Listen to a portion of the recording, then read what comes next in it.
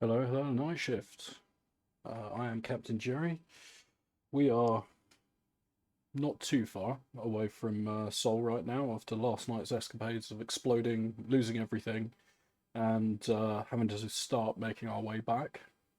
We are currently 20-ish jumps into a 107 jump voyage back to the carrier where we were at.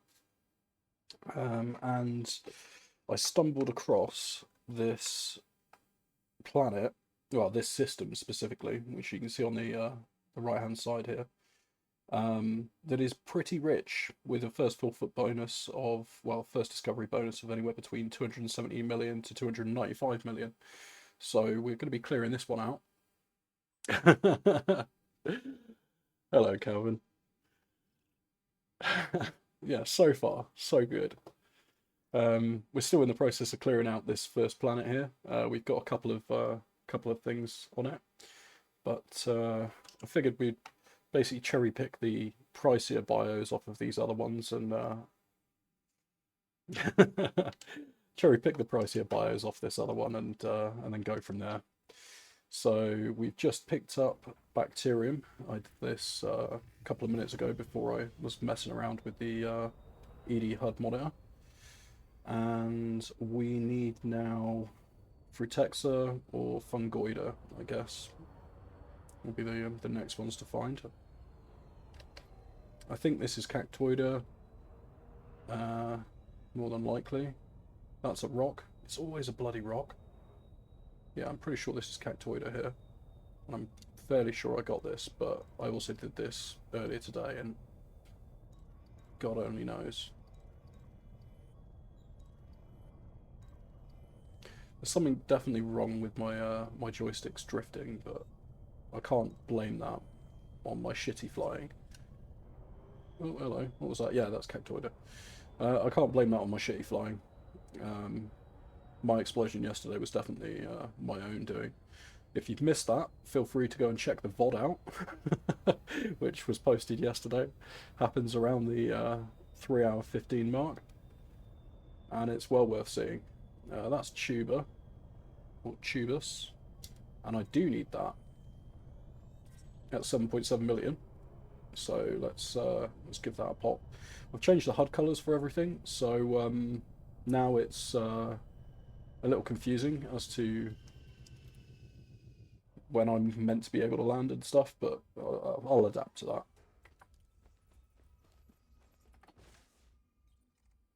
Yeah, definitely sniff those plants, make that bank. Got to make that bank so far. So at the moment, ED Copilot is telling me that I'm carrying 20 samples that haven't been handed in yet at a estimated value at 112 million. Yeah, 112 million so far. All of those will be first discovery bonuses, so we can times that by 5. So credits wise, I've made back already what I was missing last night. Cartography wise, sadly not. Cartography I was sat on probably about 11 million or so, all of which would have been first discoveries. So I think cartography's bonus for first discovery is times 3, potentially. But really, it's just the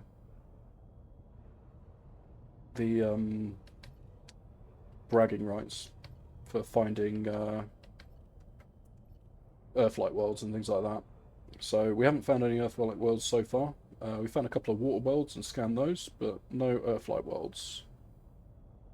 So hopefully we'll make our way back to where we were yesterday, and I'll snag 2 of those Earth-like worlds that we found before. If, you know, Cal and the group haven't found them first, which could be the case. No Tubus. Come on, Tubus. This time I'm not listening to drum and bass as well, so maybe the slower BPM will mean that I'm less likely to crash. Who knows? Could be not.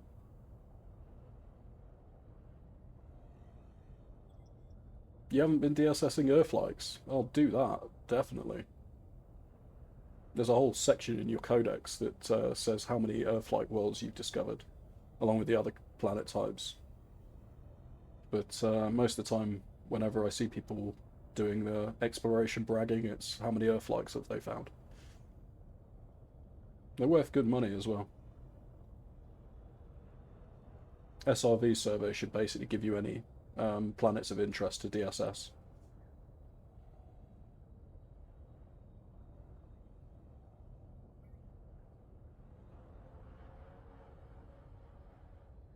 It's weird I haven't found any tubers. Tubus, yeah. Is that just one on the planet entirely? Oh, there's one over there, I think. That's a tubus. Or is that the one I just got? Could be the one I just got.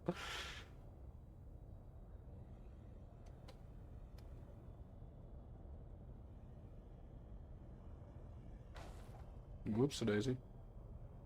No, this isn't the one I just got.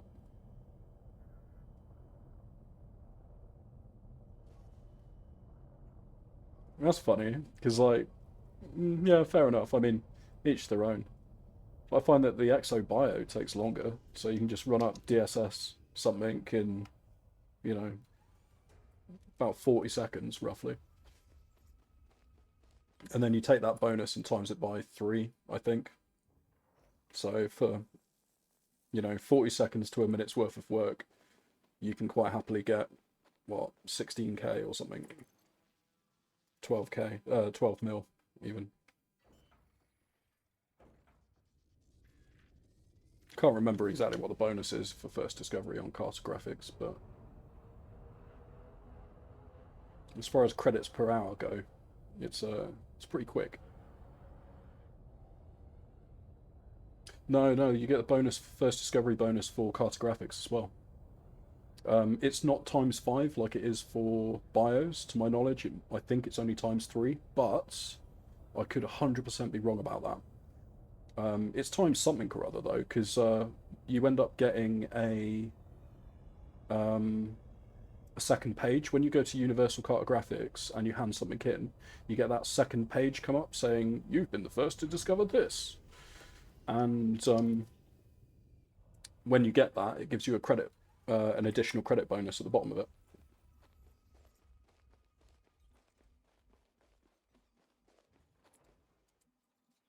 Oh, balls. Oh, this was the first one I got. Oh, Jesus. I need to look at my SRV survey more often. Too busy flying around, not trying to crash.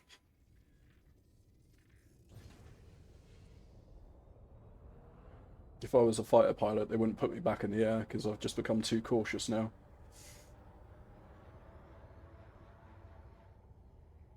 Lost the fire.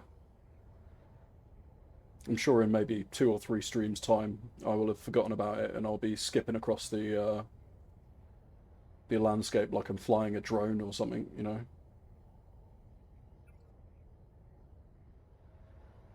But not today, Death, not today. I thought the stream title was fairly apt as well. Yeah. Yeah, the problem is that I just don't look at it that often. So I scan something, do a big circle, and then I'm surprised when I land at something and I'm like, oh, I've already scanned this. And it's right there. On the fucking radar, it's right there. I just haven't looked at it. It's my fault entirely.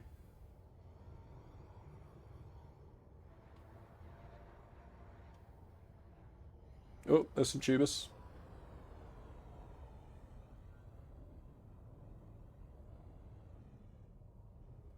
Oh yeah, there's you won't need them because you're an old hand at all of this, but there is some newbie builds and for like mining and stuff, and maybe one for hauling. Yeah, and then the intermediate is using a Python to have both core mining and laser mining.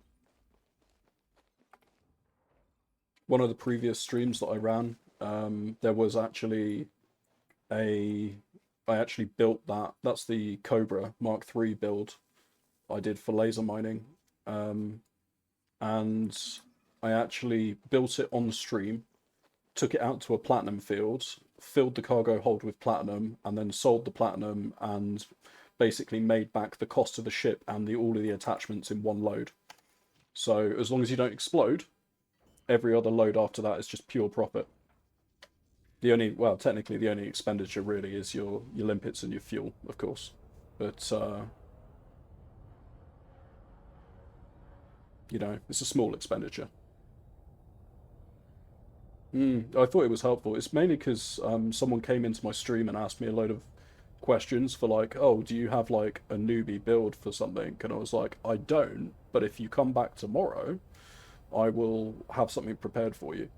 So I put together a load of those builds, assigned them to commands on stream, and then when he popped back in, I went through and built it on stream for him and proved that it worked. And yeah, then the rest is history. That video may have been deleted out of the VODs now, but it's definitely up on my YouTube still. Because all of my VODs just get put full length on YouTube. Because, you know, why not? Hello. What are you, fungoider? I reckon you're a fungoider. Oh. Unsuitable terrain, my ass. I can land anywhere, he says. Exploding. Technically an explosion's a landing, right? It's just a landing you don't walk away from.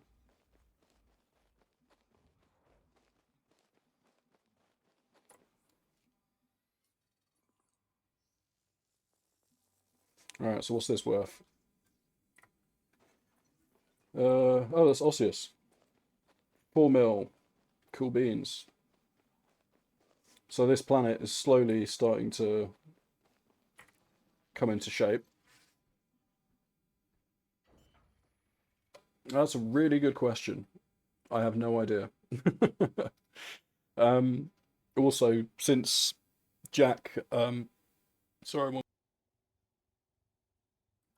since Jack showed me StreamerBot as well. No, I haven't hit it yet. No, Jack showed me StreamerBot, and it basically collates all of your commands into one location. So all of those commands that you're using at the moment actually come from. Oh, thank you, Jack. Thanks for the follow. We were just talking about you, or at least I was just talking about you because you showed me StreamerBot yesterday. So all of those commands that you've been using to pull the builds come from Stream Elements. However, the Starluma command is from StreamerBot, and what I'll do is I will go through and basically copy out all of my commands from various places, various services, into StreamerBot so that it can run them instead. I can manage them all from one location rather than multiple places, because, you know, that makes sense. Yeah, Jack is a solid dude. Very solid dude.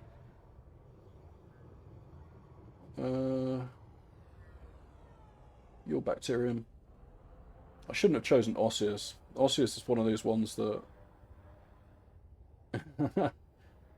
it's the lazy approach. Why scatter all of your shit across the multiple platforms when you can have it all in one place?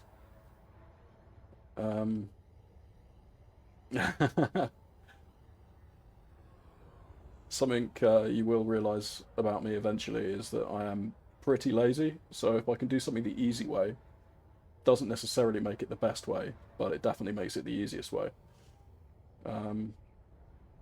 Mainly because I've got so much to fucking do all the time. I'll save time where I can. But I haven't explored StreamerBot fully yet. I've watched a couple of videos, played around with some of the commands, integrated Jack's webhook for Discord announcements into it, which was nice and easy using the guide that he sent me, which is a very good guide. Lazy engineers are the best engineers. Yeah, potentially. Sometimes. Well, it'll definitely give you the quickest workarounds for stuff, yeah. Whether or not that workaround stays intact for an extended period of time, that's debatable.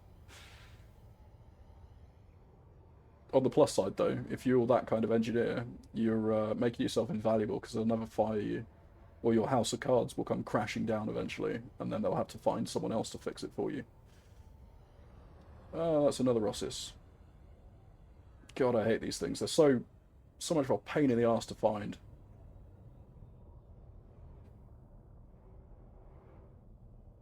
And also, I'm not going to be able to find anywhere to land here, am I?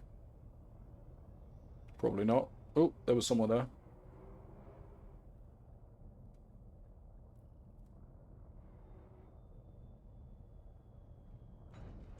There we go.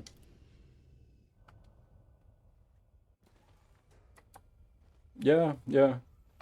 I think we're really just overcomplicating it, to be honest with you. Um, I will spin up a whole second instance of Jellyfin because then I'll be happy to give out admin on Jellyfin to whoever needs it. I just can't give it away on my personal instance because I've got like family members on there, and if you have admin, you have the ability to mess with all of their shit as well. Which I'm sure you won't, but at the same time, what's the point? So if I give you a fresh instance, you'll have access to all the same media. It comes off of read-only drives anyway, so you won't be able to delete anything. And yeah, you can just stream it from there. Yeah, yeah. Well, it basically admin permissions just basically allows you to remote control any other user that's connected.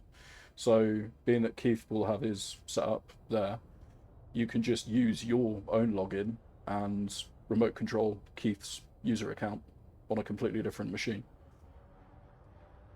It's what I do to push TV programs for my kid to my TV at home, basically. So I don't need to get up out of my chair to change the channel or change the show.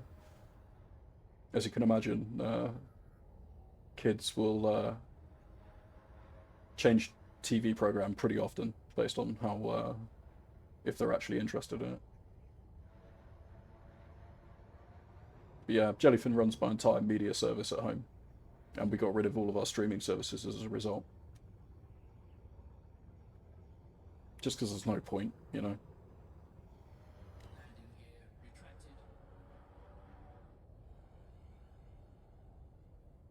have to let me know if the music levels are too. Oh yeah, yeah.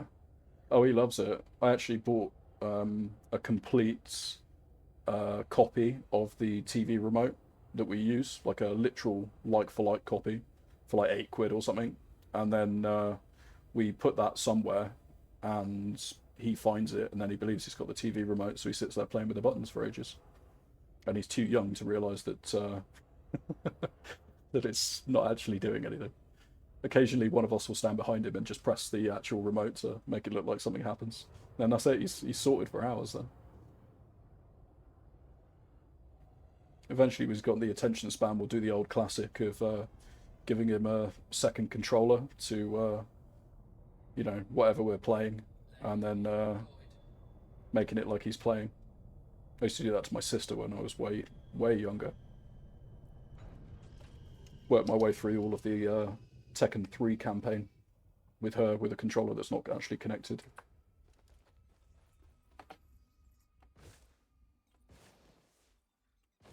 Alright, that's the Osseous done. So that's a nice 20 mil with the first logged bonus there. Alright, we're still looking for Frutexa, Fungoida, and Tussock. Not really that bothered about the Tussock. The same as the Fungoida. If we can get the Frutexa, we can just move on to a different planet. It just basically depends on what I find first. That there is either Tussock. Oh no, that's Cactoida. So we can ignore that. Just hasn't rendered properly. More Osseous, whatever it's called. Alright.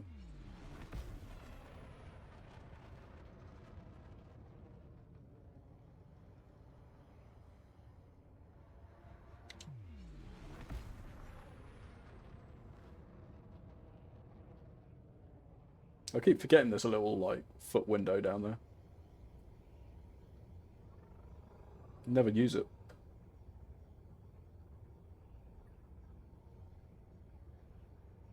Right. This looks like it might be prime real estate for potentially finding some fungoida. Or some tussock. What are you?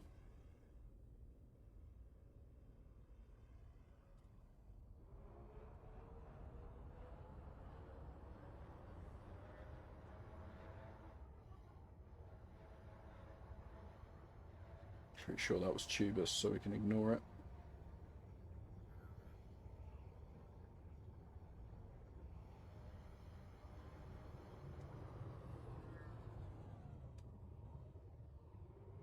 That's more tubus. More tubus, more tubus, bacterium. Yeah, alright. Let's go up into the mountains.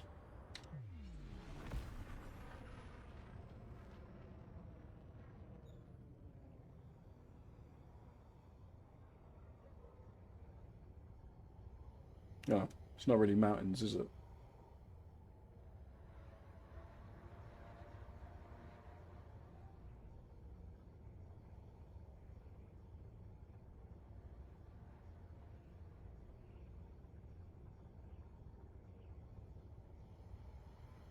What are you? You're a rock. I can ignore you. I genuinely need that on a t-shirt. Ooh, what's that? Oh, it's a rock. This is all stuff I already have. Yeah, we might have to go into orbit and come back down again. On the plus side, that'll give me the ability to test my my overlay, see if it's worked. I haven't actually gone up and tested it yet. Oh god, that's purple. That's I wasn't expecting that.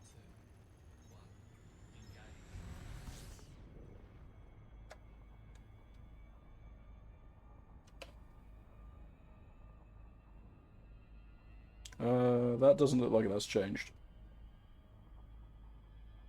Yeah, that doesn't look like that's changed. So I need to have a look at that overlay plugin. Because that's pretty much exactly the same colours as it was. Maybe I didn't save and export it to the config file. I was kind of in a rush when I was doing that, so that might be the reason. Alright.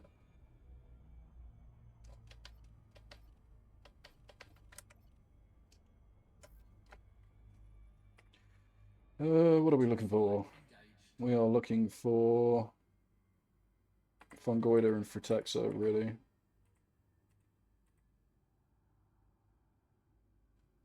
Let's do that.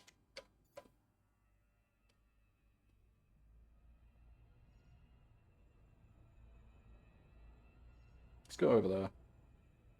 Some light patches.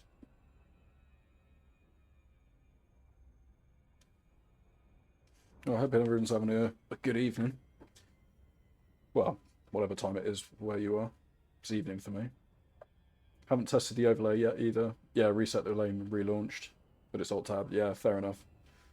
I realised that it changed. I've changed the actual HUD multiple times because every preset that I chose was absolutely fucking horrible. 6 p.m. here. Ah, fair. We're up to 10:30. Started at 10 today. I was going to try and start a bit earlier, and then I thought, nah, might as well keep to the existing schedule.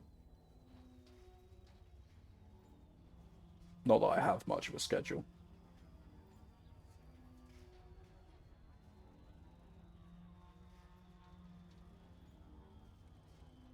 Yeah, no worries.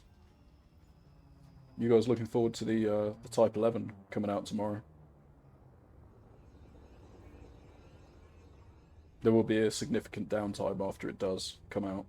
I'm under the impression of anyway. I think they said something like 8 or 9 a.m. all the way through to 2 p.m. my time. Mixed feelings about the T11. Yeah, fair enough. I'm interested to see if the changes that they made to it do in fact make it the best miner. Best medium miner anyway, I should say. Oh, this looks a bit more positive. Still got Cactoida, but I think that's Tussock. Come on. I think my thingy is yellow now. Yeah, there we go. There were some interesting design choices on this this HUD color overlay thing. I can tell you that for sure.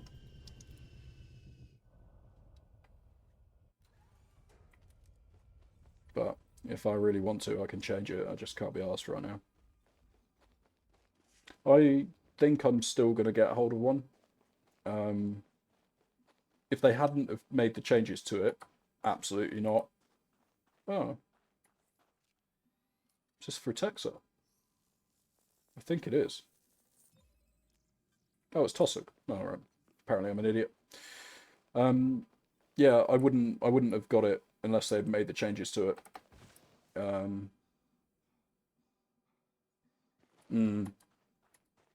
Yeah, blue and white is nice. There's a couple of like they put some interesting colours on that one, which I think I might try and mute down a bit.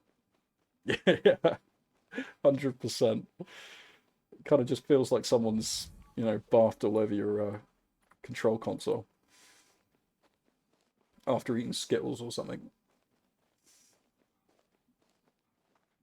But yeah, I think I wouldn't have got the T11 if they hadn't have made the changes to it. Now that they've made the changes to it, I think it will be pretty awesome, to be fair. But I'm definitely not going to get it at the, what is it, the ridiculous, what do they call it? Galactic or something? Probably not, anyway.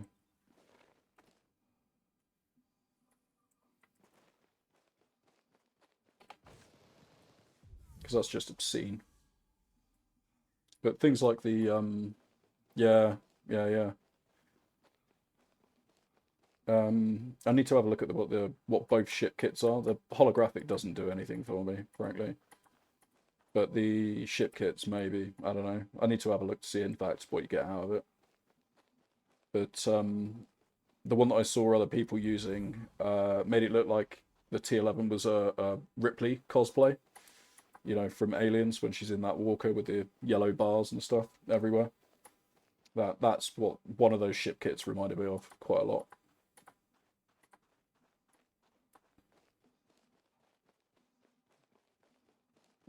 Yeah, yeah, yeah.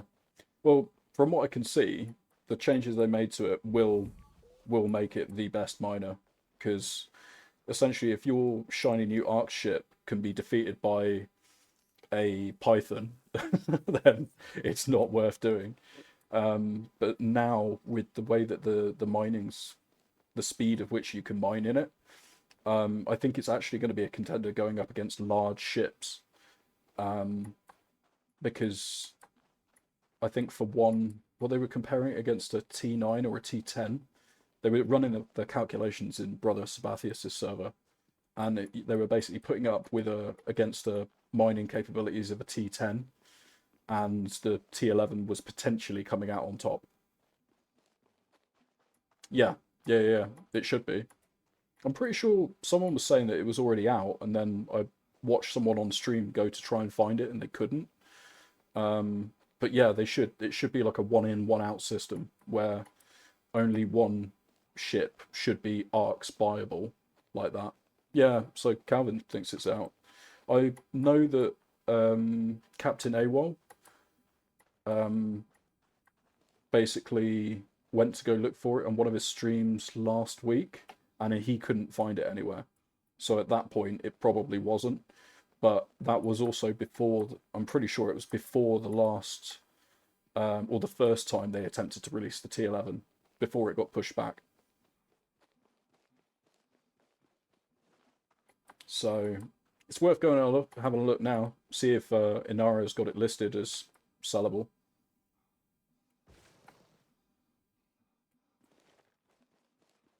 I have got a Panther clipper. It's good. It's super useful. You saw one, 240 mil. Okay, yeah. I did. I have got a Panther clipper, and it is super useful for moving stuff around. Oh, thank you. Welcome aboard, Scope Guard Pony. That's a great name.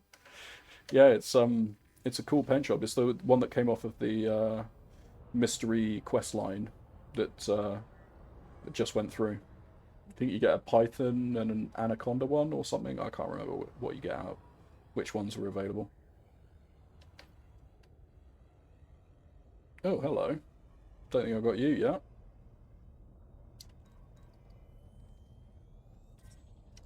Fungoida. Cool beans.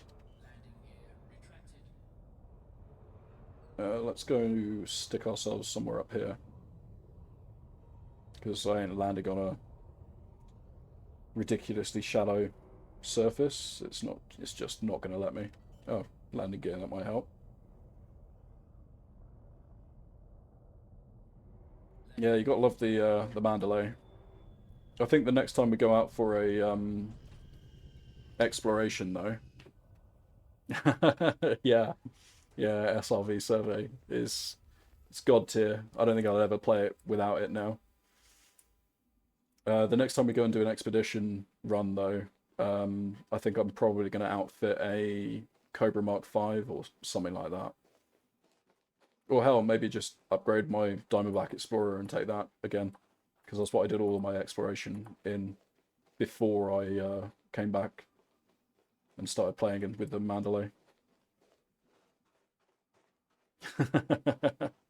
Yeah, we are Team SRV Survey. It's the only way to play now. Like, it's the only way to play.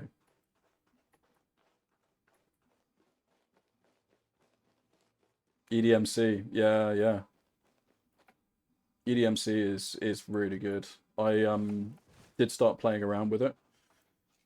The problem is at this point is that my Elite Dangerous add-ons folder is just massive. Hang on a second, let me just check the folder. So apart from Elite Dangerous, we've got 9 additional programs that are fired up and running while I play Elite Dangerous currently. So EDMC does a load of other stuff as well. You can use it to also push cartography data to the 3 major services. And you can set that up on a schedule so that it will only submit that data in sync with those services when you dock at a station. Whereas something like ED Discovery will sync consistently all the time in the background. So if you're on a super secret exploration mission and you don't want anyone to know where you are, the ED Discovery is not a good tool for that, because it will basically keep your location updated in real time for anyone that can see it, which is not ideal. Whereas EDMC, on the other hand, will only provide all of your cartography data to the rest of the world once you've successfully come back. Oh, cool. I've never plugged it into Discord before, so that's pretty badass. ED Discovery is primarily what I use because most of the time I don't really care where, if people work out where I am, because I'm not really doing anything particularly special. But it is something to consider for anyone else that's using it.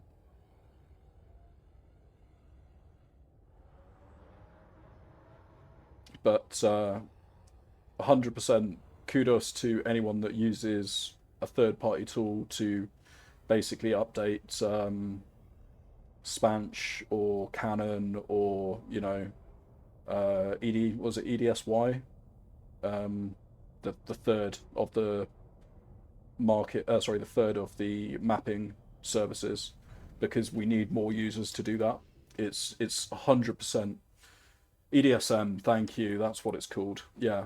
So we need more users to do that, basically, because it then fuels and provides data for all of the SRV survey users as well. So it's real important that everyone does their part. Insert Starship Troopers meme there.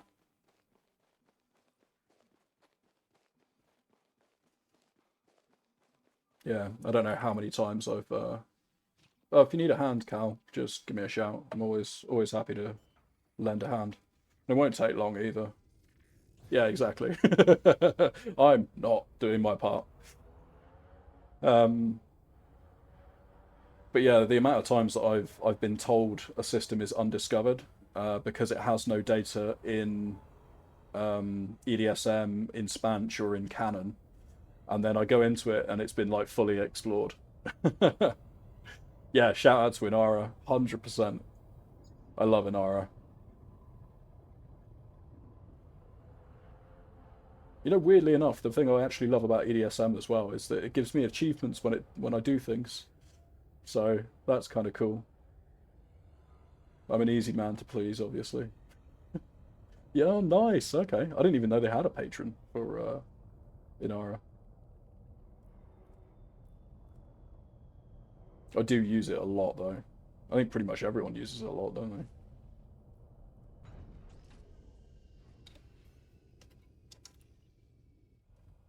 Maybe I should do that. I should throw Inara some money. Because I mean, damn, I've done web hosting and stuff before. That shit ain't cheap after a while. And if you're running a service that's got as much as many hits as it does, they've probably got some decent hardware running behind it as well.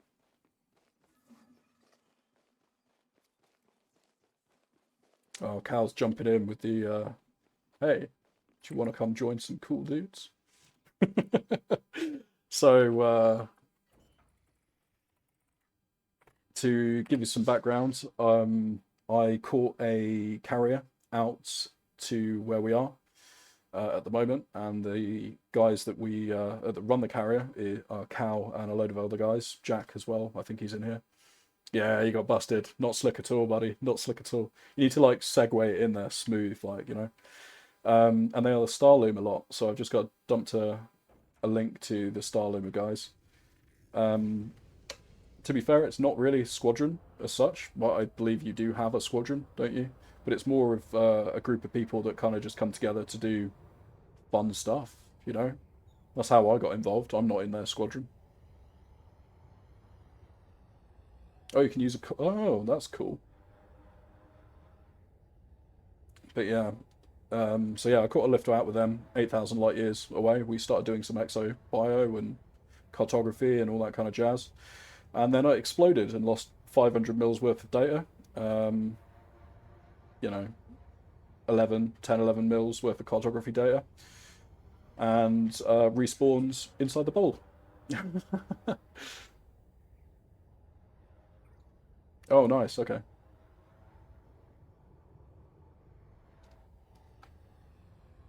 Oh, yeah, I haven't even got Discord front and center. Oh, there we go. Sick. Oh, welcome in. Oh, let me check that out. Oh, that's very cool. That is very, very cool.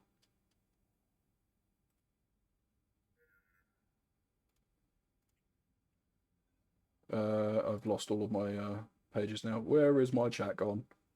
Need more windows. Yeah, that is really cool. That's really, really cool.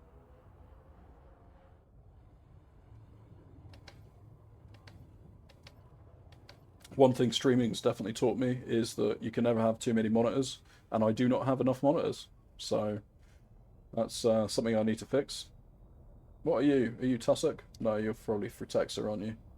Yeah, you're Frutexa. Frutexa.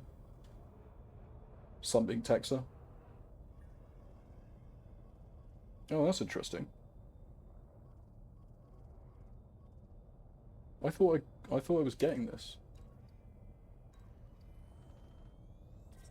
It's telling me that I haven't. Oh, sorry, no, that's Tussock, isn't it? I'm an idiot.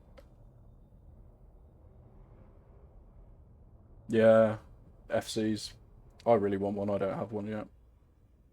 I'm too busy squatting on other people's FCs right now, doing the Hitchhiker's Guide to the Galaxy thing. Oh, you look like Frutexa. Yeah, buddy. That's what I want. Give me some of that. yeah, I'm 100% sticking my thumb out with my towel and my guide, and just floating around the galaxy that way. It's very useful.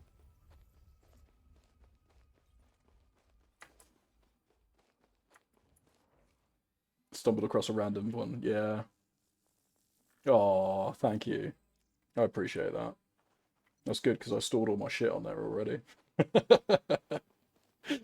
uh, there's only a couple of ships. The rest of my ships are back at the Crystal Angels home base. Not that I use any of them anymore. They've basically just become pad princesses because all of them have been fitted in 2000 and, 14, 15, 16 and never updated since.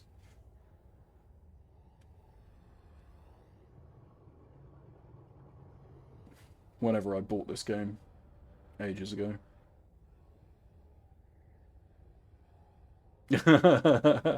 Hold my shit to ransom. Yeah, I mean, you could. You definitely could.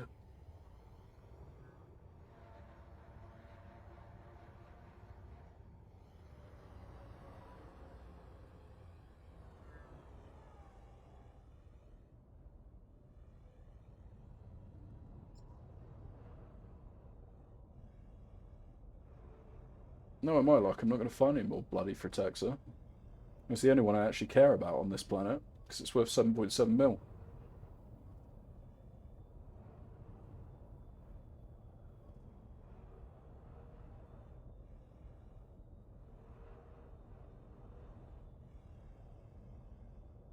Who are you? Oh, you're more Tussock? You're more Tussock? It's just a freak of nature that I found that Frutexa where I did.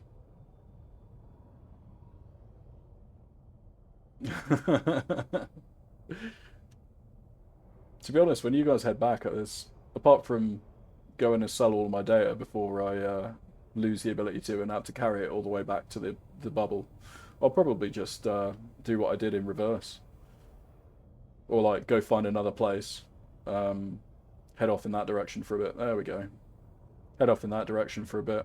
Um, yeah, and just take the Mandalay out.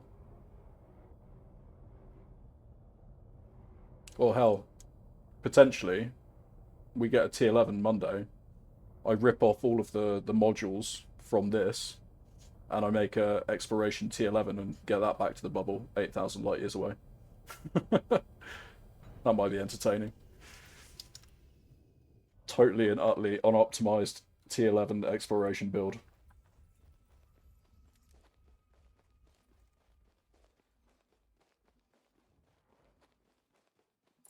Yeah, so far. And I will be. I was 8,300 when I exploded last night. And then I respawned at the last station that I was at, which was inside the bubble, right next to Desiot. So I've jumped out from there and I'm on my way back to where I exploded last night. Essentially. Yeah, if you want to check out how I died, and you can see the disgust with myself in real time, like flash across the screen. Last night's VOD at about 3 hours and 15 minutes, you'll be able to see me explode. And then the subsequent piss taking that my moderator that mods this channel gave me afterwards. He was having the time of his life.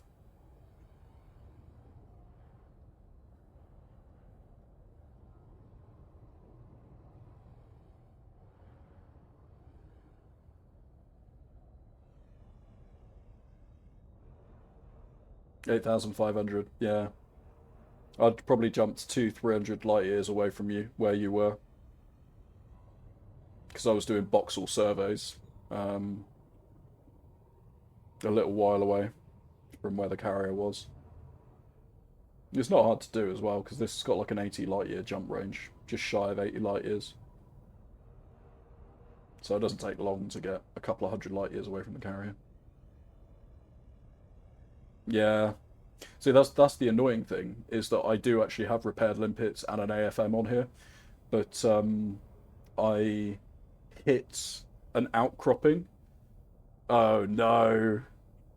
44% hull, got distracted, slammed the ground, boom. Yeah, I was at full, or at least I should have been at full. I didn't check actually. I'm pretty sure I was. I was at full and skimming across the land to get to some rocky areas, and I went over the top of the outcropping, misjudged my distance from the ground. My wingtip hit the edge of the outcrop, and then the ship did a 180, flipped over, and I smashed the canopy straight into the ground, and I instantaneously exploded. It was it was savage. It was absolutely. I'm not even gonna lie. I was devastated. I can laugh about it now though, because you know, on the way back here, I've pretty much already recouped the data that I found. But the only sad thing is the first discoveries on some Earthlight worlds, which I'm trying to make my way back now to see if I can tag them again. Elite dangerous journal processor should point me in the right direction. If I can find this bloody Frutexa, maybe we just live here now. I don't know. This is my home.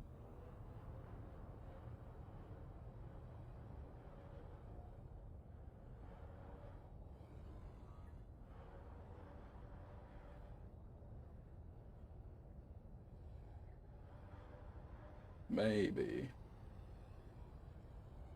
Come on.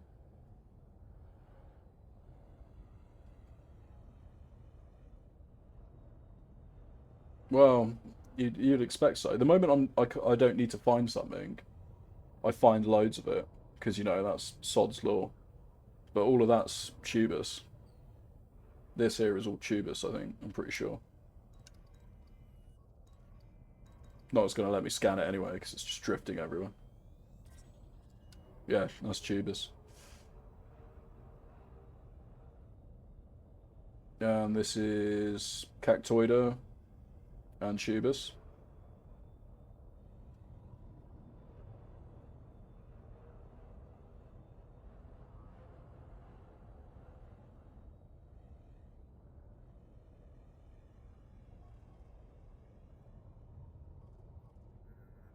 What are you? You're more tubus. I was just looking at the small ones that are nestled in between them.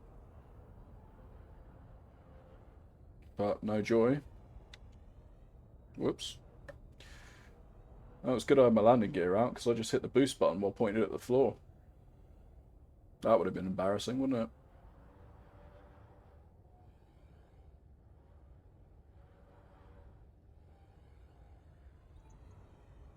Oh, okay, yeah. I guess sod's law is a bit more of a British saying. I've not heard of Murphy's law.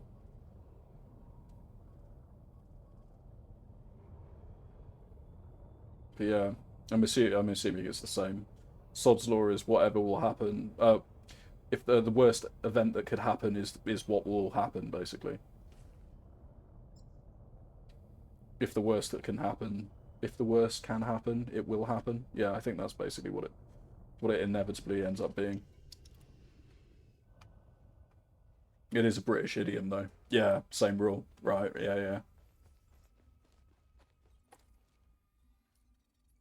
There we go. Right, cool. Can I be bothered to get the rest of this shit? Oh, hang on, there's no more shit to get. All right, we've done it. This planet is X'd out, so that's 152 million with the first discovery bonus, which it was all right. I think I've had a bit more. I've had a 180 mil planet before. I'm still working my way towards what Captain AWOL had, where he found a planet that was 300 mil on one of his streams. I'm aspiring to beat that number. Still can't get out of how purple that is. It's a weird choice for a colour, being that everything else is white or blue.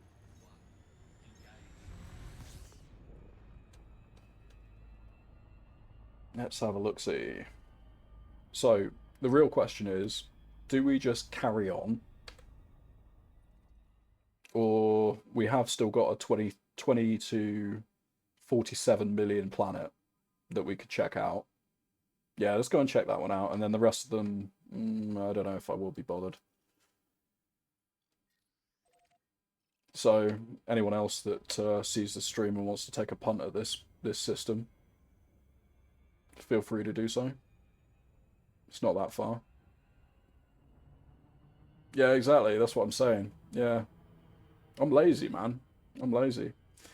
Part of the space exobio stuff is great, and I enjoy making the money. Don't get me wrong, but in reality, it's more like space gambling. Like I actually enjoy the going between systems and then being like, "Ooh, what's this system got for us?" You know.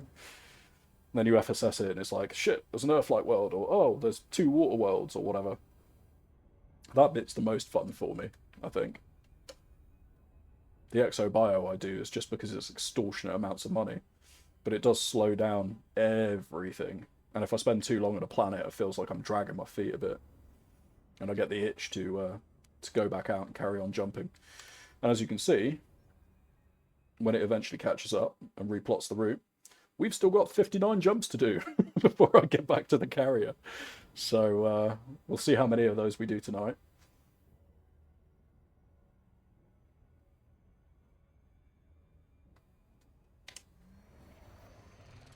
Oh, hang on a sec. What am I doing? Being an idiot. That's what I'm doing. No, shit. That's not what I want.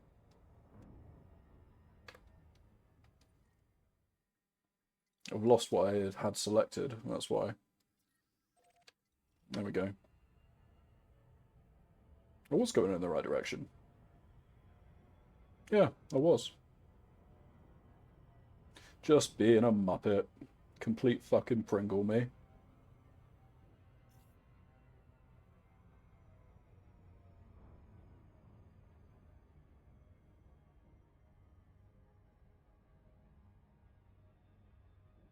Alright, let's scan this. See what it says is on there. Because it's saying anywhere between 23 mil and 47 mil, but we all know that SRV survey sometimes can be a bit optimistic with the rewards on a planet. Mainly just because it's not 100% sure what's there. So we'll soon find out. Oh, that's something that this hasn't got. So the optimal area of your throttle is currently white. Your throttle bar is white, and the line is also white. So it doesn't actually tell you if you're really sat with inside the optimal throttle range. Gonna have to change that. That's not ideal, is it? Am I actually moving? Yeah, I'm not moving anymore. Definitely stick drift. Need to crack these bad boys open, get some compressed air in there. Right, so you're still saying 23 million, you're now saying 40 million. So you've gone down a little bit. Okay, so bacterium's meh. Cactoides bloody everywhere, which is fine. Concha is non-existent, but also is worth fuck all. Brutexa is 7.7 mil. That's a guaranteed 7.7 mil. So we'll go down for that first, because the general rule of thumb, or the way that I seem to do this, and it's up for debate, or you know, however the person doing it feels the way that they should be doing it, but I tend to go for the ones that have got less area on the planet first, because I'm more likely to come across that plus everything else at the same time. So, and it seems to work out fairly well for me.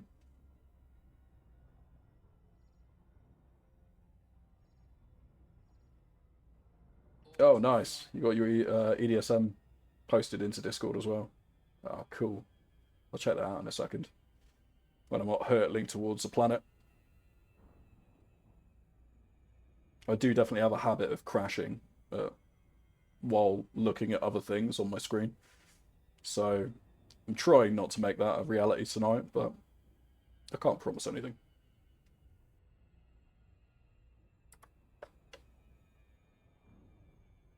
Pardon me, right. That's how you died that one time. Yeah. Yeah, I can fully sympathise. Fully sympathise. In fact, last night I died plugging Starloomer at the same time. Sod's bloody law. Okay, let's see what we got down here.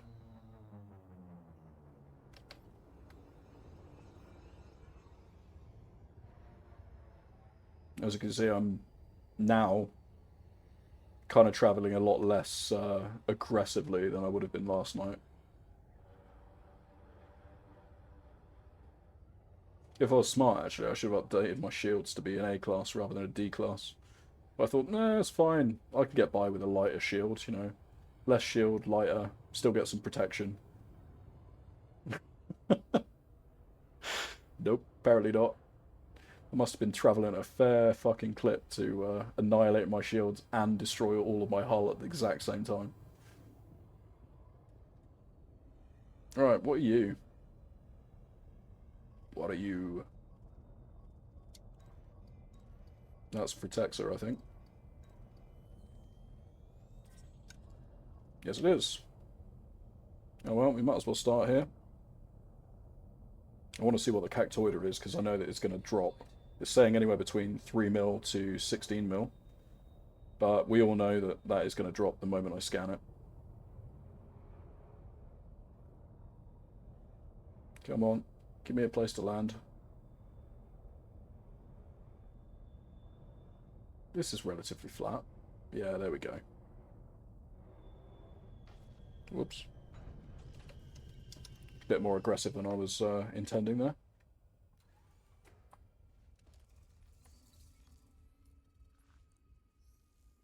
Distracted driving kills, yeah.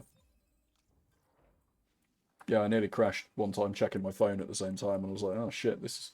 Pretty sure we've got adverts for this in the UK. I'd never do it driving in an actual car, by the way. That's just... That's not cool, bro. That's not cool. But, you know, spaceships, on the other hand. Or just run over a Thargoid or something by accident.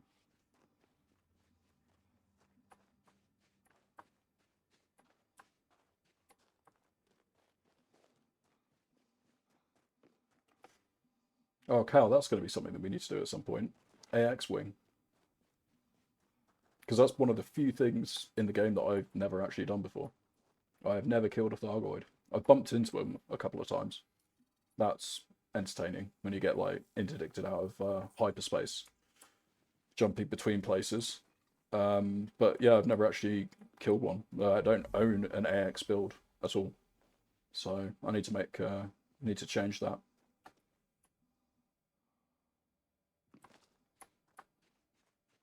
Oh shit! Ad break. Sorry about that.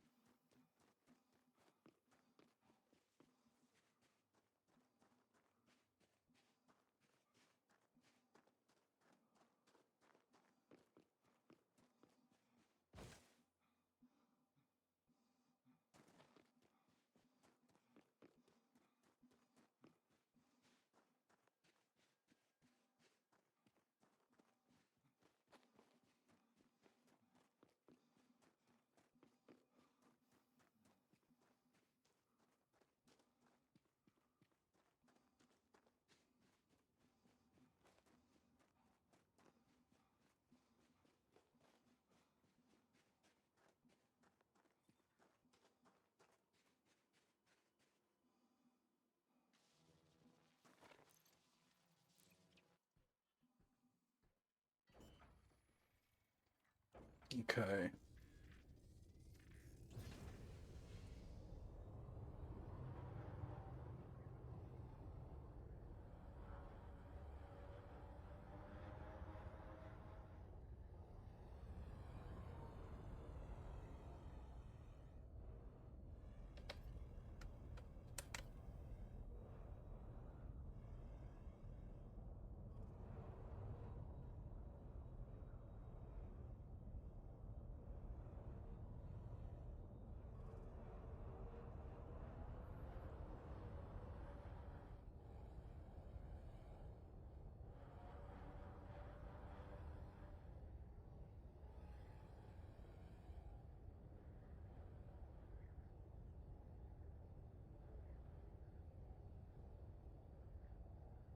27 seconds ads left. I don't know if you guys can are being hit by ads, whether or not I've actually set them up correctly. But if you have been hit by ads, I do appreciate you sticking through them.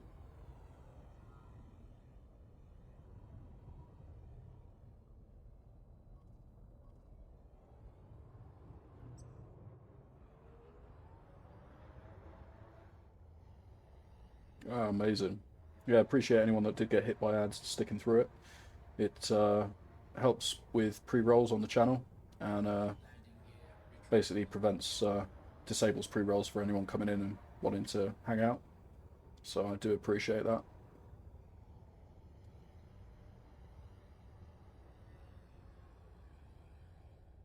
Yeah, yeah, yeah. Okay. Never fought Thargoids. Yeah, same. The other cow. Yeah. Yeah, I'm totally down for that. Whenever there is a call to arms for some anti-Xeno stuff, I'm totally down. Just give me a shout. I do need to sort out making a build and everything, but in theory I should have all the ships that we need unlocked and enough money to get the stuff. It's just the anti-Xeno modules that I need to get hold of. Yeah, yeah, yeah. Definitely.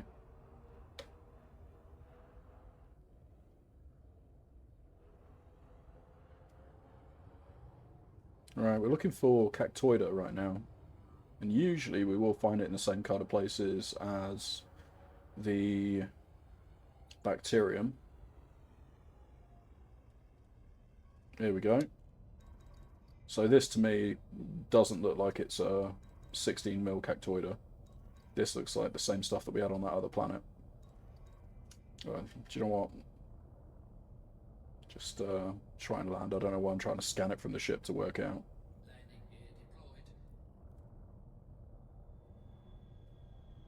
Screw your unsuitable terrain. There we go.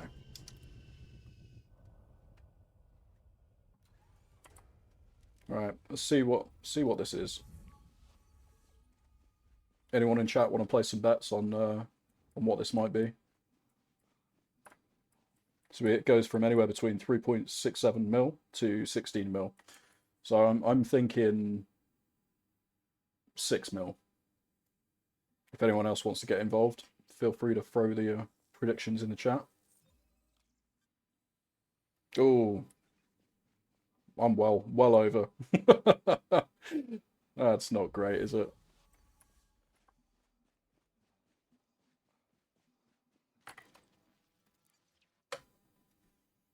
So this will take the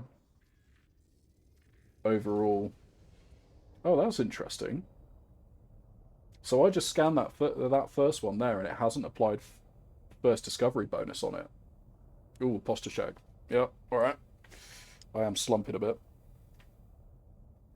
Ooh, that should not click like that.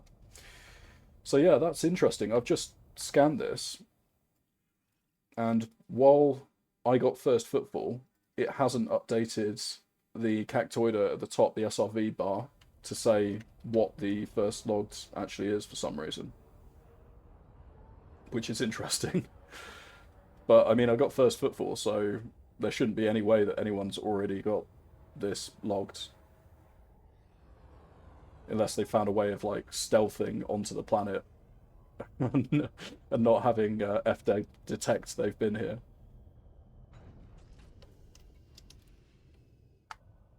I think SRV survey is just having a bit of a funny 5 minutes. Yeah, yeah, yeah, yeah.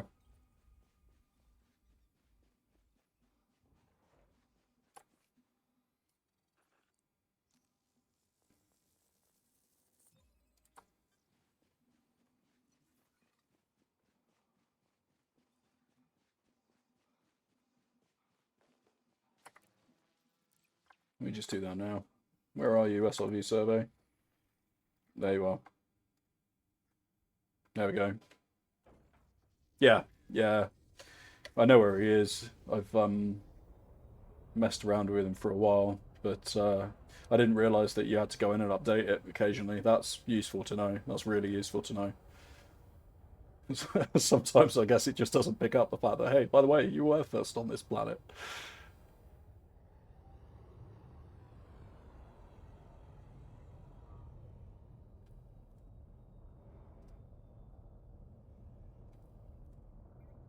Oh, there we go. Nope. Shoved you over a bit.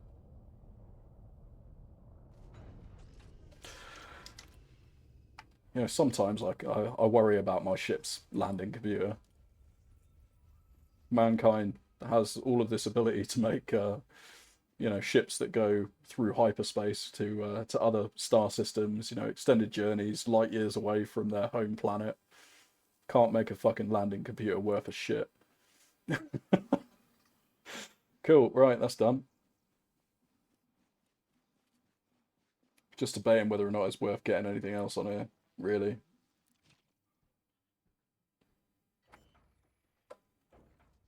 I haven't come across anything, and I don't know really if I can be asked. If there was like a 19mm stratum or something like that, then I'd be all over that shit instantaneously. Because that alone is just shy of 100mm for first discovery. But the longer I spend on here, the less time I'm gonna find, the less time I'm gonna have to find one of those. And bacterium's worth only a mil as well, so yeah, fuck it. We're gonna leave this. Yeah, 19mm tussock's awesome. Pretty much whenever you find a bio that's worth like 19mm, you're like, yeah, 100%, I'm all over that. That is mine now.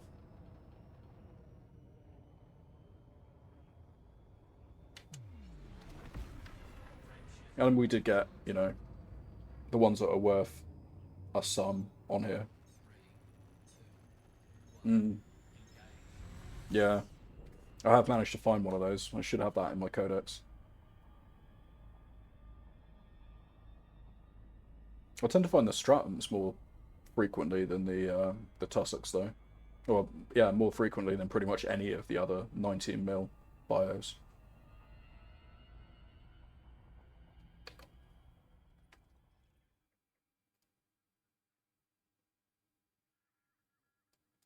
Alright, where's the other ones?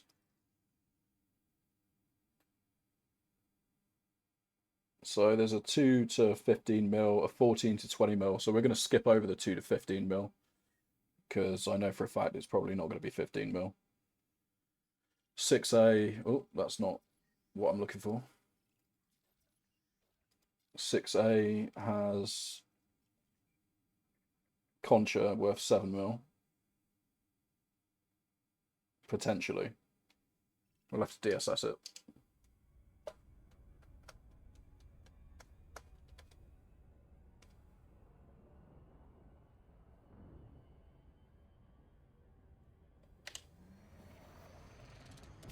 Alright, let's overshoot using the SCO, as we always do.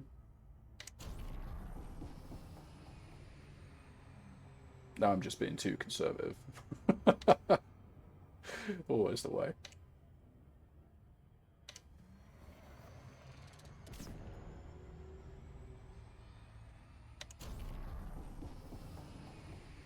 I know I can never get this that accurate. I always cock it up. But you know what? That wasn't the worst one I've ever done.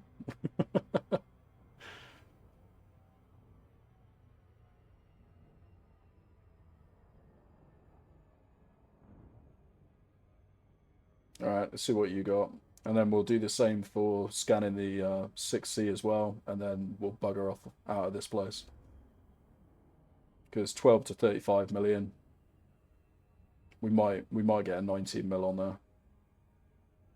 Or it might just go, no, sorry, actually there's only 20mm on this planet. Which is probably more likely.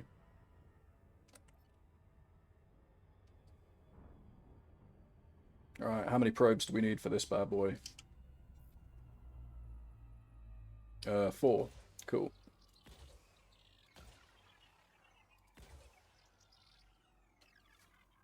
That was a bit messy.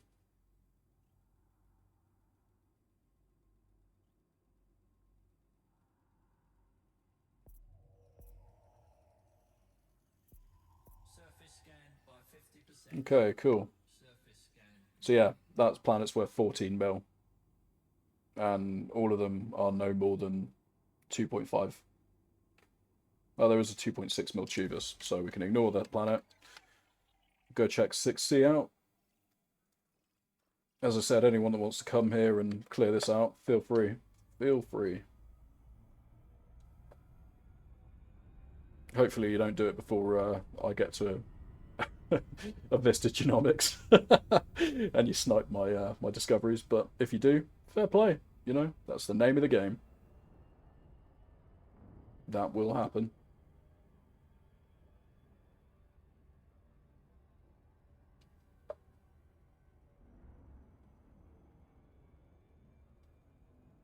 Come on, pick up some speed. Gotta love a bit of Slayer.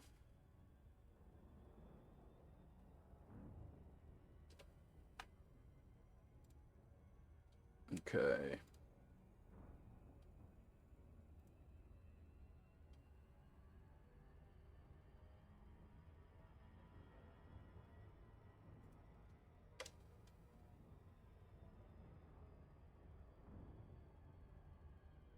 All right, let's see what you got.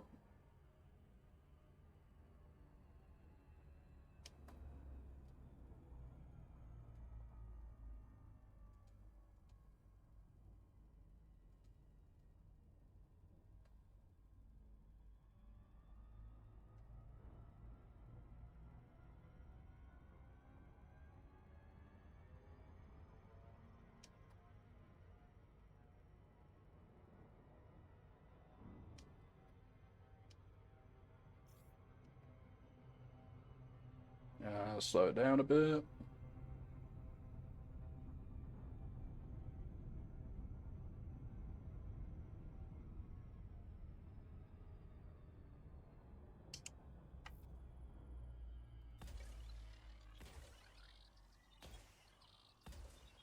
There we go. I wonder if that auto gain program's finished running through the rest of my library. Surface scan by 50%. Surface scan complete.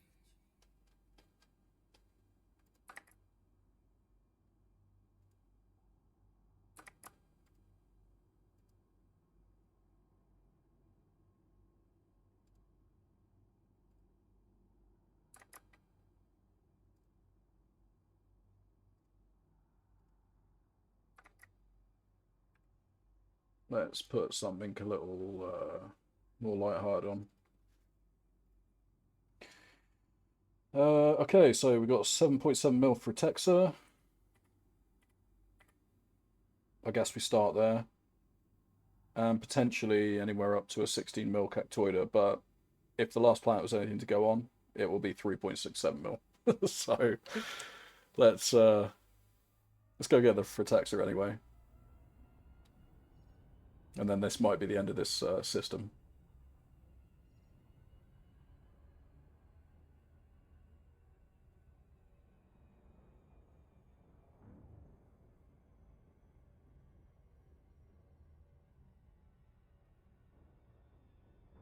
Let's see. Oh, might be a little bit quick. Slow it down just a tad. Just a tad.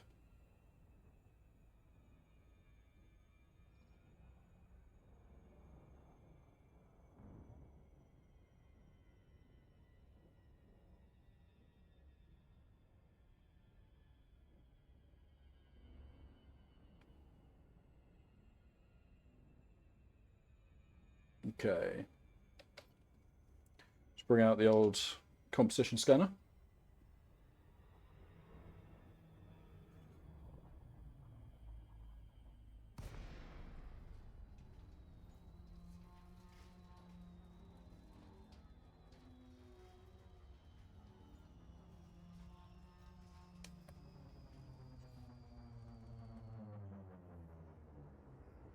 Ooh, this doesn't look too flat, does it?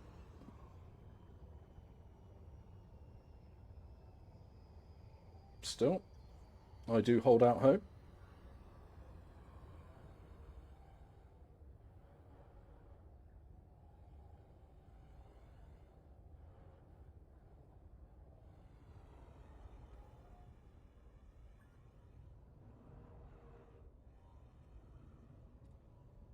Nice big circle. What are you? That looks like Frotexer to me. Frotexer's 150 meters as well, so we can probably just do this on foot, maybe. We'll soon find out. I'll go and grab that one over there first, because if I can't get this one, I will be able to get one of those, and then maybe that one over there. Tactical exobio. So let's grab one as far away as possible from that other stuff. So this guy over here will do.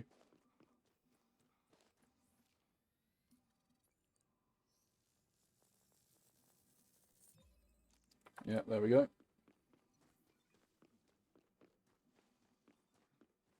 Oh, you've done the same thing again. Just looks like, for some reason, every single planet I land on now, SRV survey isn't going to realise that, in fact, actually, it is a first footfall. Looks like that's still all within side colony range, so we are a little bit unlucky on that one. There's some stuff all the way over there, but ain't nobody got time for that.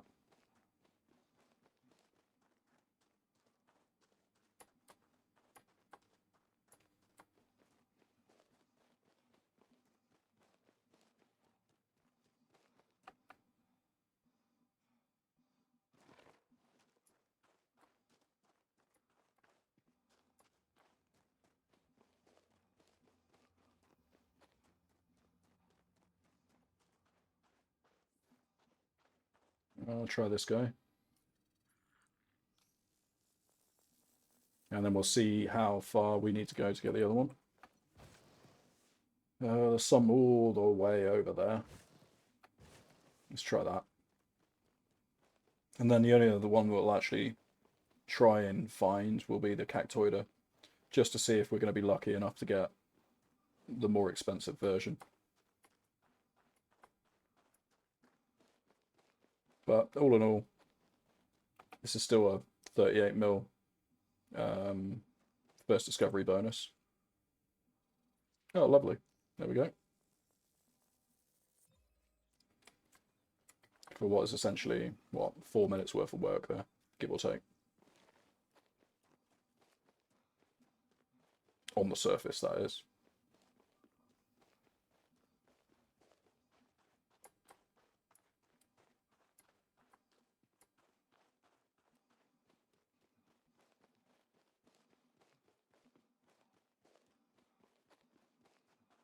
Okay, right.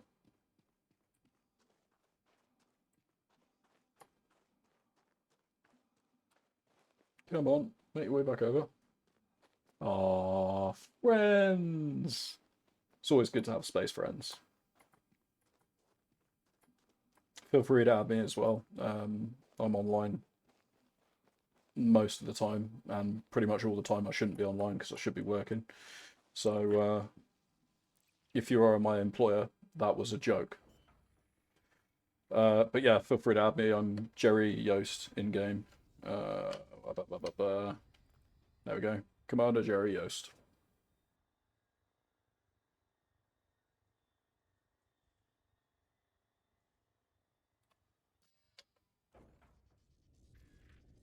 But yeah, I generally only tend to be able to play when either my kid, who we lovingly refer to as the co-pilot on the channel, or the captain, who's my wife, is in bed. So either that or the co-pilot's at nursery.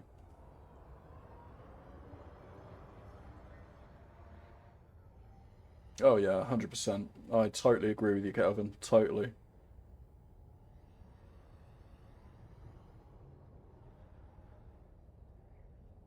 Plus, you know, it helps the pain when I get to send screenshots of my explosions to people as well. Got to share in my misery. Ubi's going to be well disappointed. We haven't had a crash yet, so we haven't had to increase the crash counter by 1 yet so far. Oh, that's interesting. Let's just double check my... Huh. For some reason... Let me just maximize this. That should be at the top. Your employer owns Twitch. Oh, right, okay. Fair enough. So really, you're just doing, you know, research, company research. Yeah, let's lock that up there. There we go.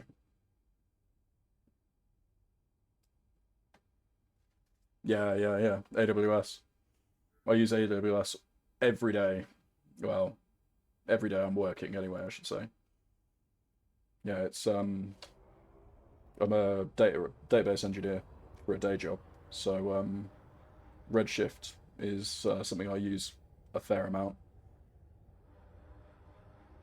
and then obviously all of our data integration and ETL and stuff is controlled by S3 and various other ETL processes. So yeah, fun. I don't mind it, but I do miss the stuff when it used to be in-house a bit more. Mainly just because I got to play with stuff, have control over it a bit more. But then there was a push for everything to go cloud, and we followed the trend, as did, I guess, a lot of companies. Oh, nice. That's very cool. That is very cool. Oh, that's stuff that we've already got. We don't need to get that.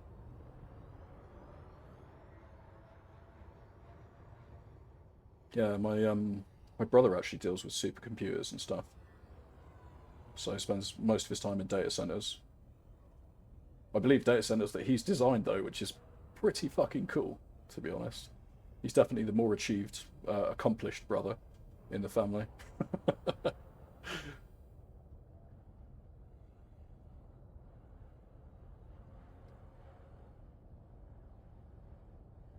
Right, we're still looking for Cactoida. It's interesting we haven't found it yet though, because yeah, this is pretty much prime real estate for it. But we'll crest the top of this hill and check up there. I'm pretty sure that was Fritexa behind us. That's Fritexa over there as well as the stuff in front of us. Yeah, we'll crest the top of this hill. We'll go check up here because it looks like this is going to be a biome change as well.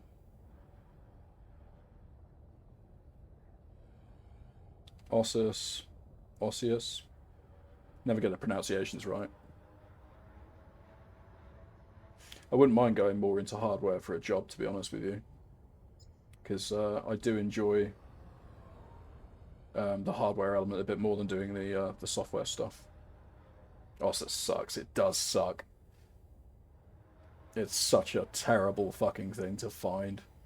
We found one on one of the last planets, but it was only because I literally tripped over it multiple times, and I was like, well, you know, fuck it. We might as well get this because it's here.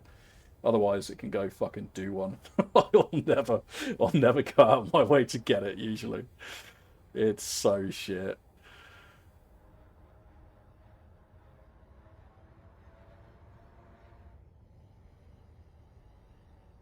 You know what's not heavy? Code. Yeah, that's true. That's true. Code will eventually give me a fucking heart attack, though, I'm pretty sure. And may also be responsible for several of the grey hairs that I have.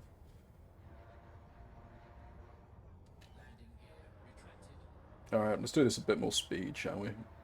Let's pull the landing gear back up. Usually, because the moment I pull landing gear up, I go, ooh, and then I'll have to put it back down again. But so far, we haven't been that lucky. Oh, what's that? Is that just a weird shaped rock? Yes, it is. Just a weird shaped rock. Fucking typical, that is. Typical. Alright, let's have a little float around here then. Otherwise, we may just end up fucking calling it if I can't find any.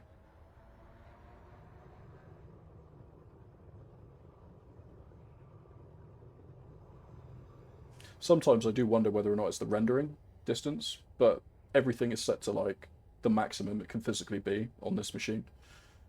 And yet, sometimes when you're traveling at speed, it still won't render until it's like literally underneath you. Which doesn't help if you're looking far enough ahead. Well, that was something, but I've got a feeling it'll probably end up just being Frutexo. Weird shaped patch of ground. Colour patch of ground, but that's not bacterium. And that's Frutexo, isn't it? Yes, of course it is.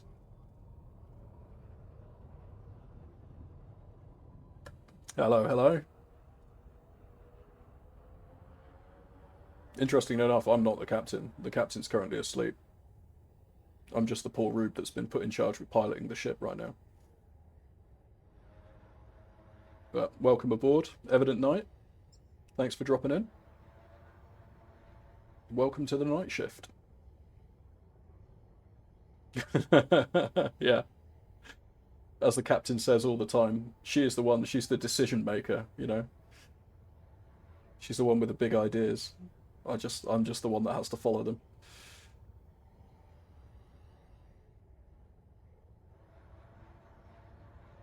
But as long as we don't explode the ship, we should be good.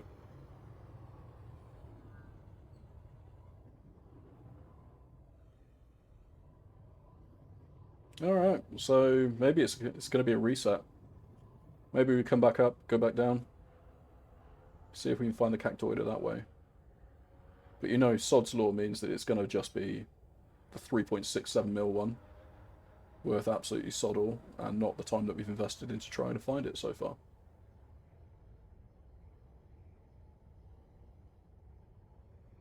Yeah, the captain take the ship. Take the ship, yeah. Take it by force. I'm pretty sure just through sheer willpower she will survive the vacuum of space. And if she doesn't, she's still going to come back and haunt me anyway, so... I'm not sure it's going to be worth it, let's be honest.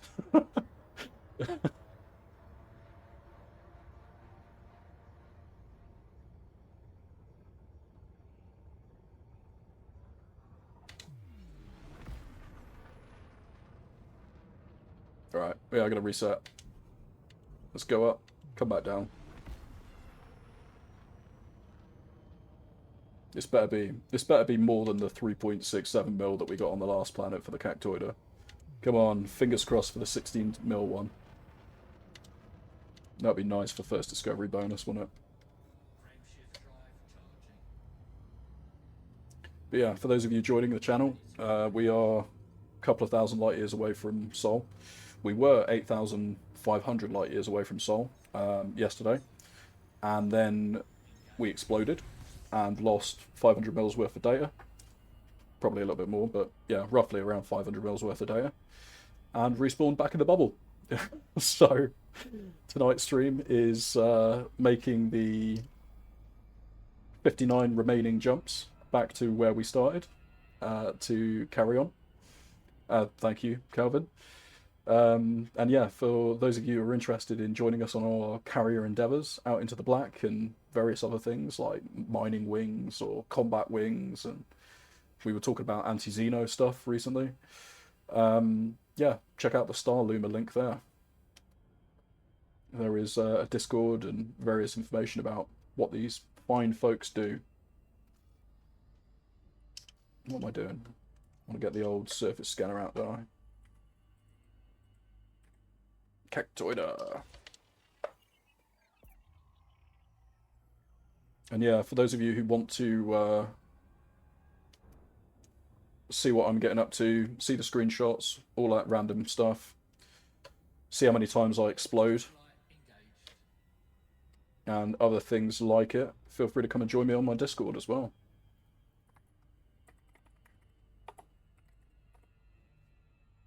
There is various entertaining things on there sometimes.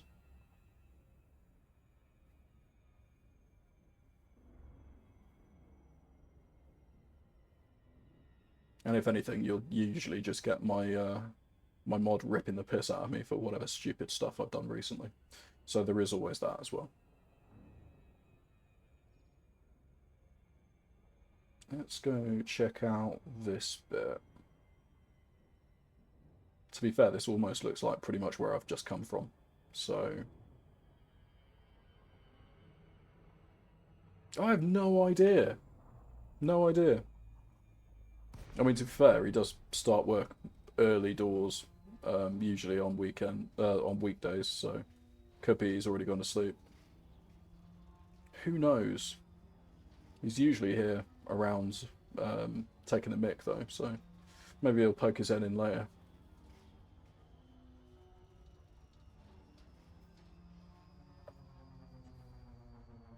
Either that or he's playing DayZ. He could be playing DayZ as well.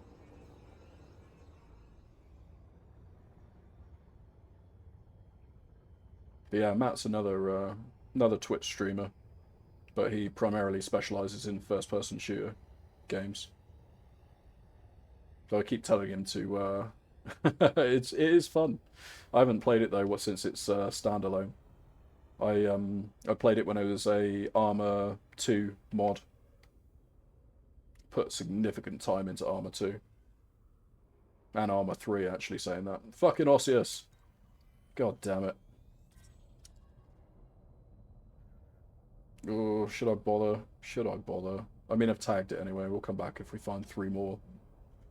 We'll have the set. But really, I'm looking for Cactoida right now.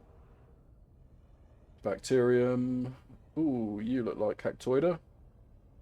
Yeah, there we go. That's what we want. Oh, I bet you this is just a 3mm one, isn't it?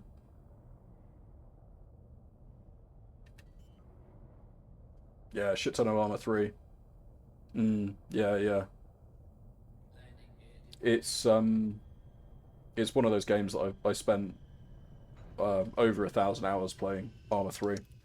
Couple of 100 hours playing Arma 2 and Operation Arrowhead. And I used to play in like a MilSim unit and all that kind of shit, but God, I don't have the time for that anymore. Like, just not, really don't have the time for that. There we go, 3.67mm. Again. Of course it was. We all knew it was going to be. I ain't lucky enough to get a 16mm Cactoida on this planet. God damn it. Sod's law.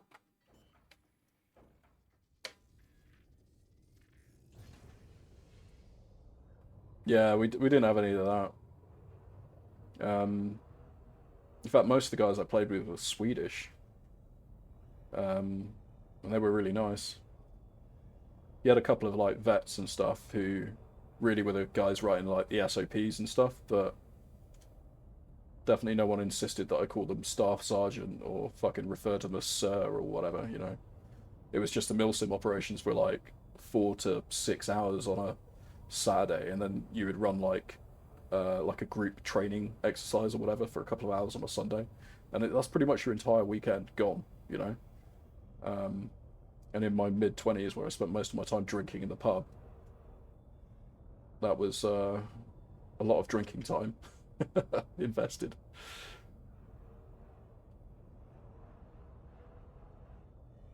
Do you know what? I ain't doing that. Come on. We aren't playing Nickelback.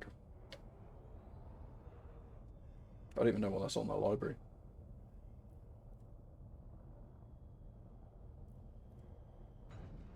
Right, there we go.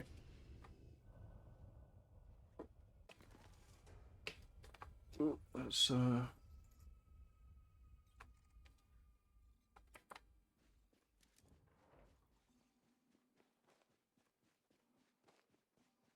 you're overdue for a carrier crew update. Oh, are these the ones that you put out on the Starloomer Discord?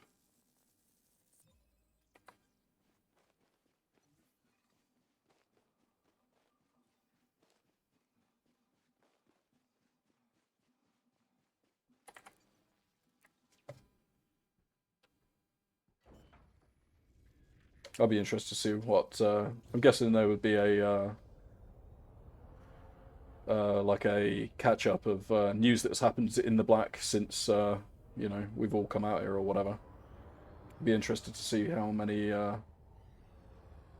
what other people have been getting up to.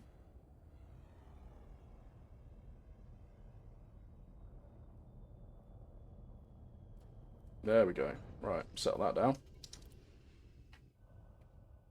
Yeah, tonight's definitely not going to be a 4 a.m. stream or like 3:30 a.m. stream like we did last night. My God, felt rough today. So we need to call it at a more reasonable time for sure. But we've got about 2 hours or so.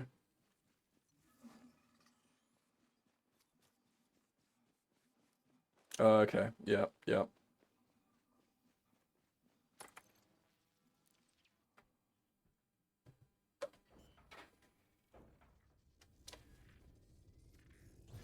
Alright, we got the Frutexa, we got everything else. Yeah, fuck it, we'll just go.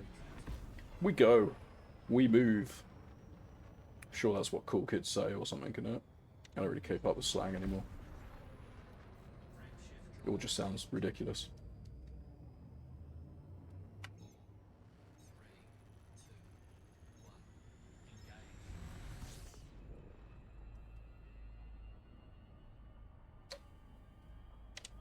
Alright, I got a feeling that there's pretty much nothing left in this system that I actually give a shit about.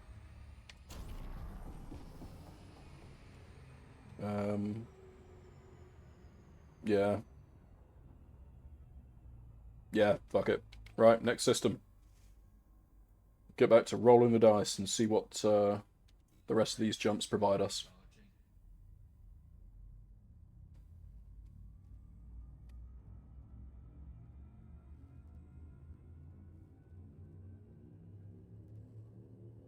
You should put them out as like little newspapers. Throw them in as a PDF. Do some graphics or whatever. I do that for my D&D campaigns.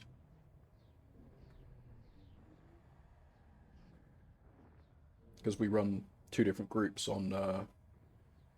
We run one group every 2 weeks, and then one group every 3 weeks to 4 weeks, and they don't talk to each other at all, but they exist in the same world. So they basically see the antics of the other group through newspapers that I post every X amount of time. Which does work quite well, actually, to be fair. Yeah, yeah, yeah, Markdown text works, yeah.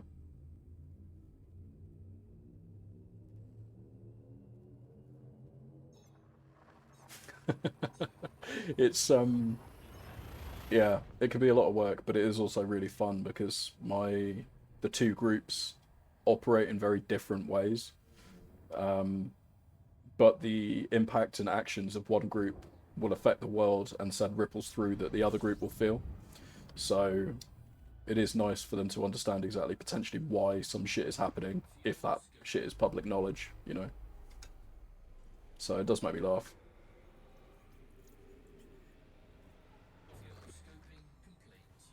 But they're both essentially a group of chaos goblins anyway, so.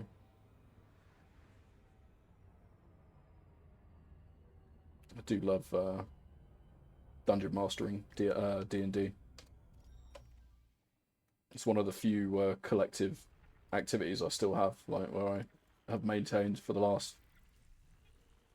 I've been DMing now for 15 years, maybe a little bit longer. Officially about 15 years, but longer if you count just random one shots when I was younger with people that were interested.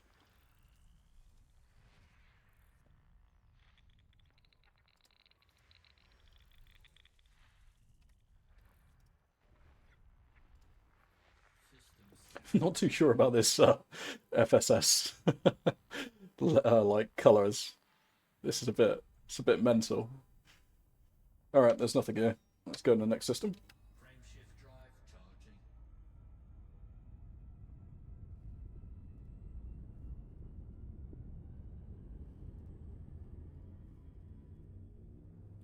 But yeah, before Dungeons and Dragons, I was running Shadowrun. Shadowrun's fun. If you like mixing Lord of the Rings with cyberpunk, basically, it's always a good laugh.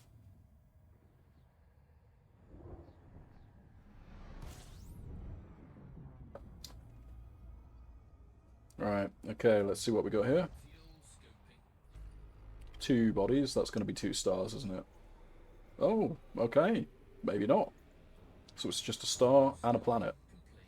Interesting.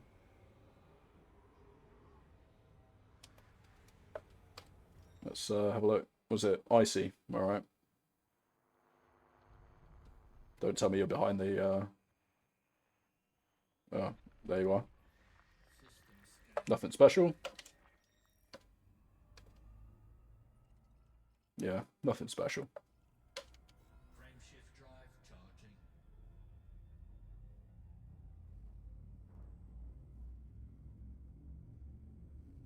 But this is the rolling of the dice bit that I really enjoy. Um, Basically going through and seeing what we've got knocking around. It's the exciting bit. Which is really sad, I guess, really, to a certain extent. But sometimes you just see some really cool shit.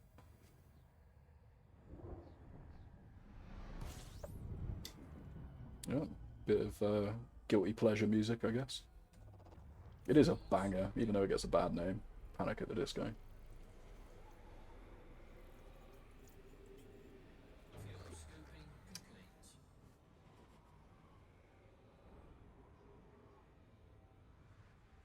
Reminds me of my gothic emo days. Yeah, it's a proper guilty pleasure, isn't it? I was a proper grunger when I was a teenager as well.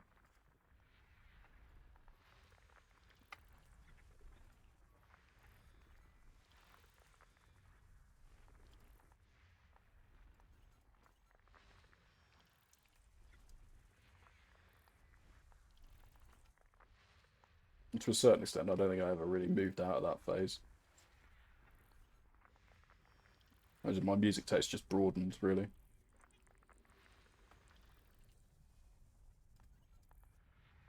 But I do remember that, I need to remember basically that I can't play breakcore on stream because it just scares away all the viewers.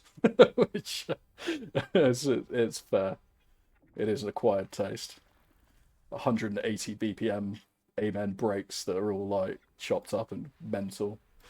Run through stutters and delays and shit. Yeah, it's definitely an acquired taste.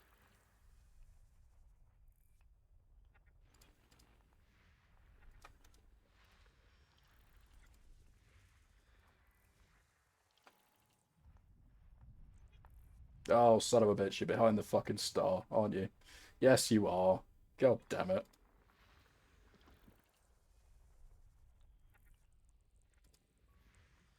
There we go. Oh, 90 mil stratum on that planet. Well, where is it? What planet is that? A1. So we'll head towards A1. We'll get the rest of the system scan in a sec when we get out away from this star. And just while we're doing that, let me double check that no one's got first footfall on this bad boy yet.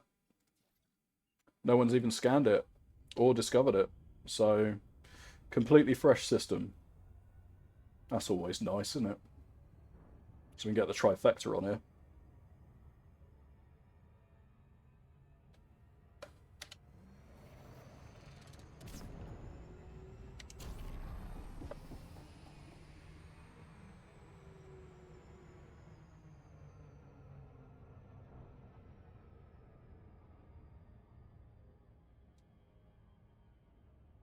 Oh, another emo song.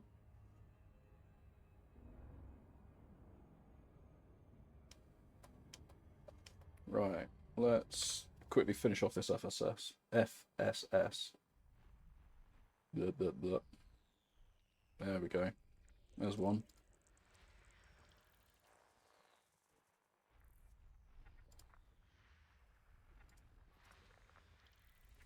And this should round it out.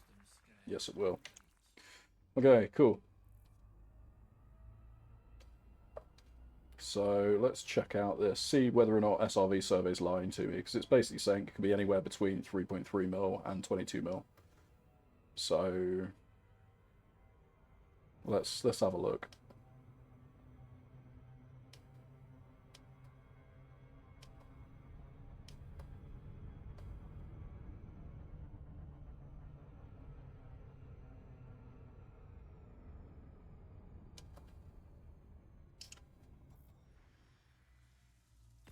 So 4 probes.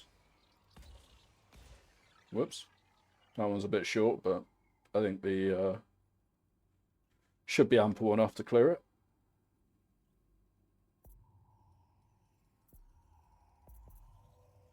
Surface scanned by 50%. Surface. There is a 90mm stratum on here. So 20mm planet. Well, technically, with the first log bonus, there should be 100 and something mil planet. And with bacterium and stratum, that's the perfect combination.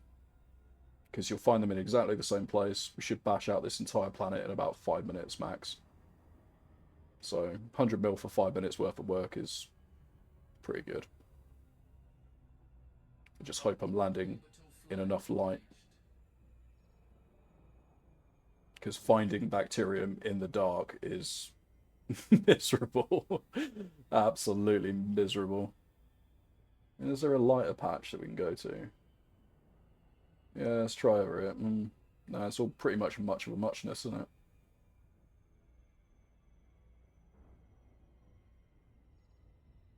Yeah, let's go down here. The rocky peak bits that you can see are fairly lit up, so I've got a reasonable amount of hope we're going to land in a decent amount of light.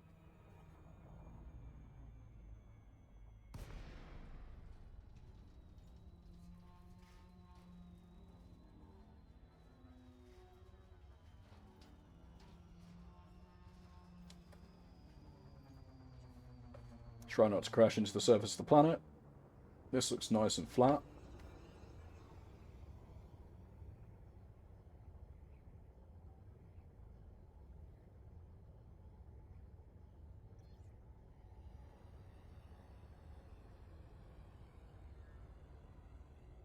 There we go. I can already see stratum.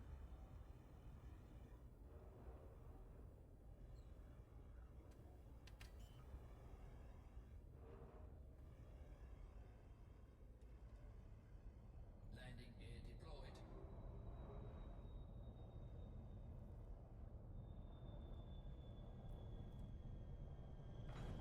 There we go. Lovely. The only annoying thing is that both bacterium and stratum have got 500-meter colony range, so makes it a bit of a pain in the ass to do it on foot. And I could break out the SRV, but sometimes it's easier to just spot the bacterium from the air than it is to do it on the ground.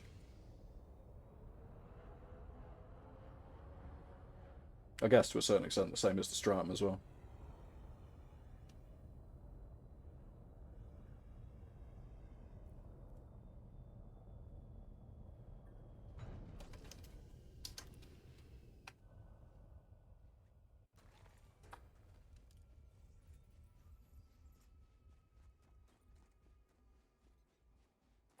I could have come a little bit closer to that one.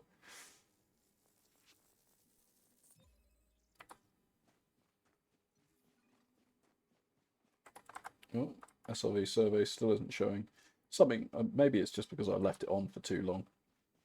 Yeah, so this planet is worth 103 mil. The stratum alone with the bonus is 95.5 mil.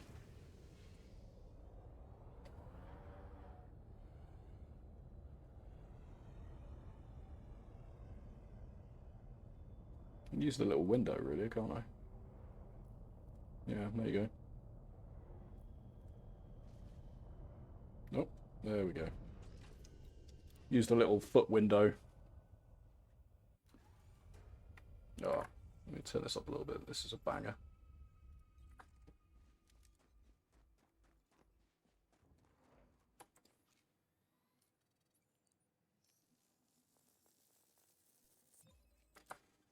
Right, there we go. Stratum done. So even if we leave now, that's still a cool 95 million in the bank. Well, assuming I don't explode somewhere else. There's always that assumption. Let's have a quick look around, see if we find the bacterium. But if we don't, yeah, no worries. There we go. That's the bacterium there.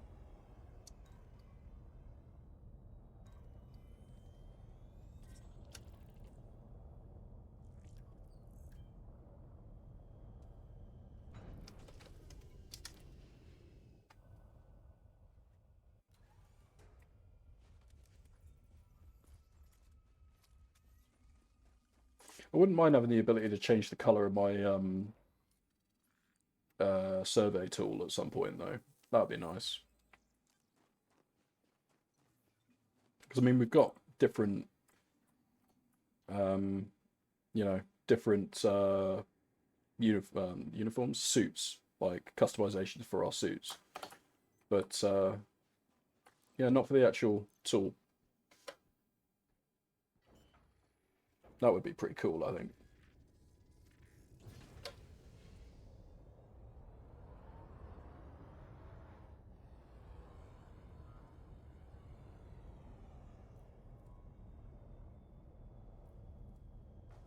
Ooh. Little bit of a rocky landing there. You gonna latch? Alignment okay. Ah, there we go. There we go. Took a second, but we got there.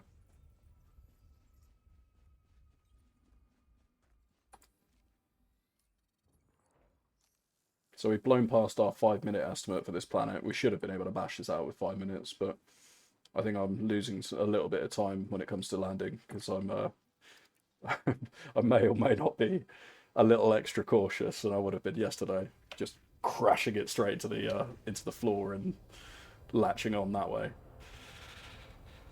Okay, let's oh, there's a big old patch over there. That'll do. There we go. Yeah, that's a bit more stereotypical of my usual landings. Take off a good 11% of the shield.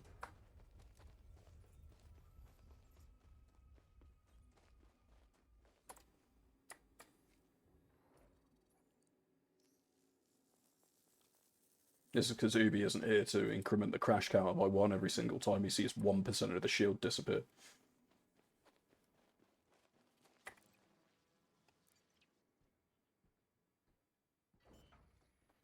Cool. That's that planet done.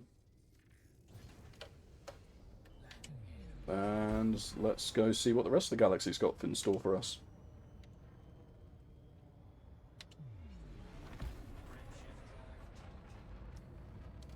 Don't think there's anything else left here. Alright, we've got an incoming ad break in 3 minutes, so I'm going to definitely use that time to grab some coffee quickly. But let's see how far we can make it in 3 minutes.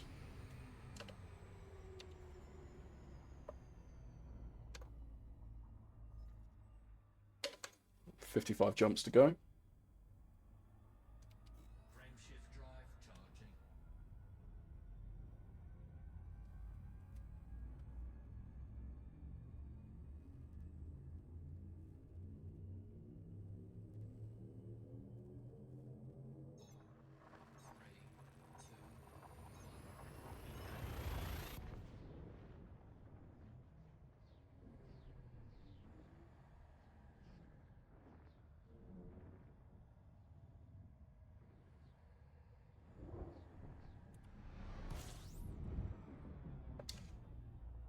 Okay, oh, that's the wrong fire group, isn't it? Fuel scooping. Ooh, 11 planetary bodies. Interesting. Fuel scoop disengaged. Let's see what this has in store for us. This is the reason I'm not doing these jumps quickly, because I keep getting sidetracked by potentially interesting stuff.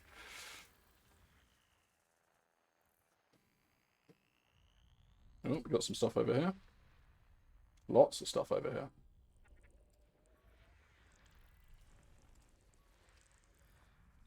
So far, though, SRV survey hasn't displayed anything worth going out of our way to scan.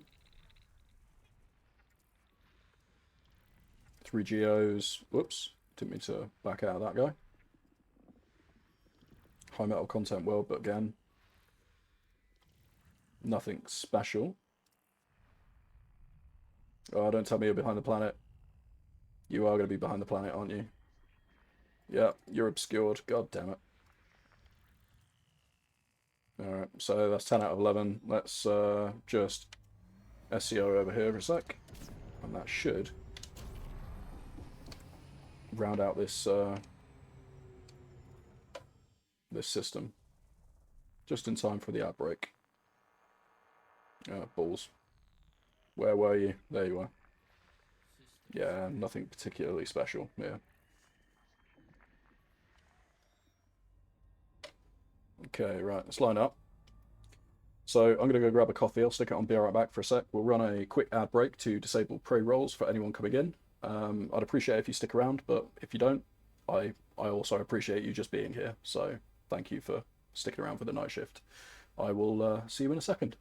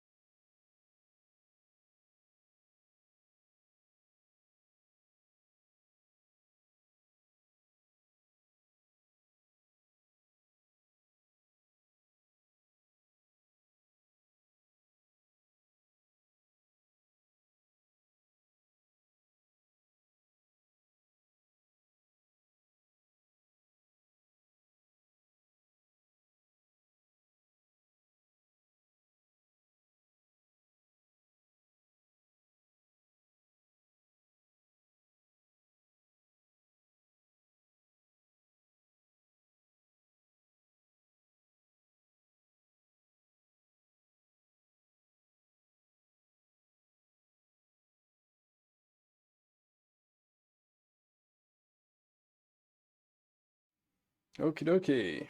Thanks for sticking around. And we are just about to make the jump.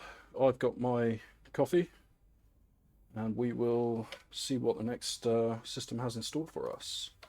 So let's go make the jump. Fingers crossed we'll get another one of those 19mm Stratums on an undiscovered system. That would be a nice coup. So far, ED Copilot is saying that we are carrying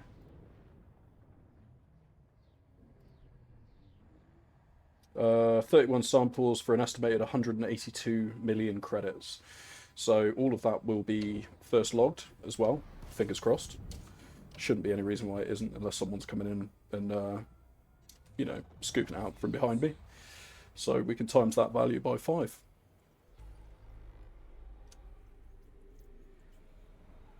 And I'm not 100% sure what the cartography data will be, but it can't be that much, let's be honest. So we've got a rocky ice and several ices.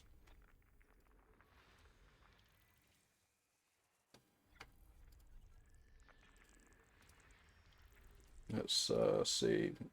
Nothing particularly awesome. Oh, the shit's still hidden behind the star again, isn't there? Typical. It's my fault entirely for just straight lining it away from the star, which you shouldn't really ever do if you're going to full spectrum scan.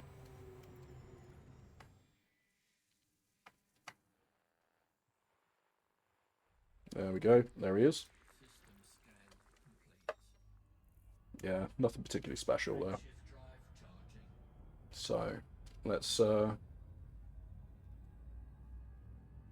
check the next system.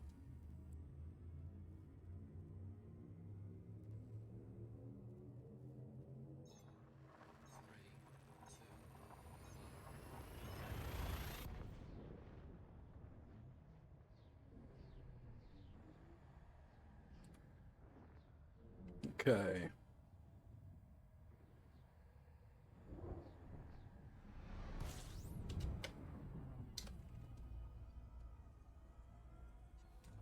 Do a quick fuel scoop as well at the same time. 8 bodies. Cool.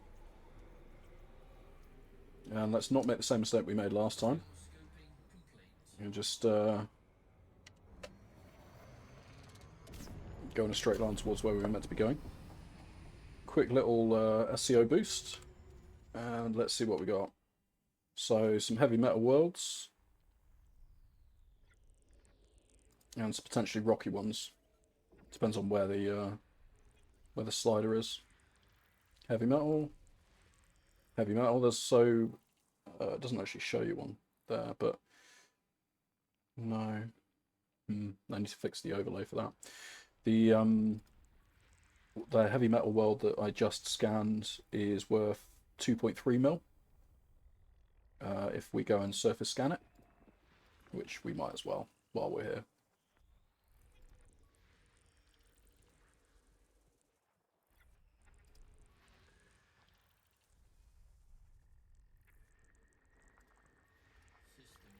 Alright, yeah, let's go and check the, where is it?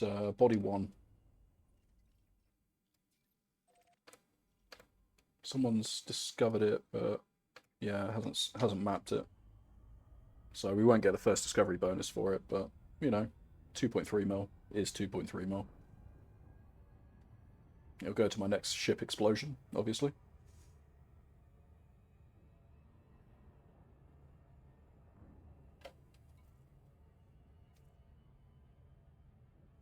I really wish there was a way. I don't know if there is a way to do it. Maybe someone could tell me if that is going to be the case. But a way of preventing ED from showing you that there's a chat notification when you've just changed system. Because I know that we've just changed system because I was the one that made the jump.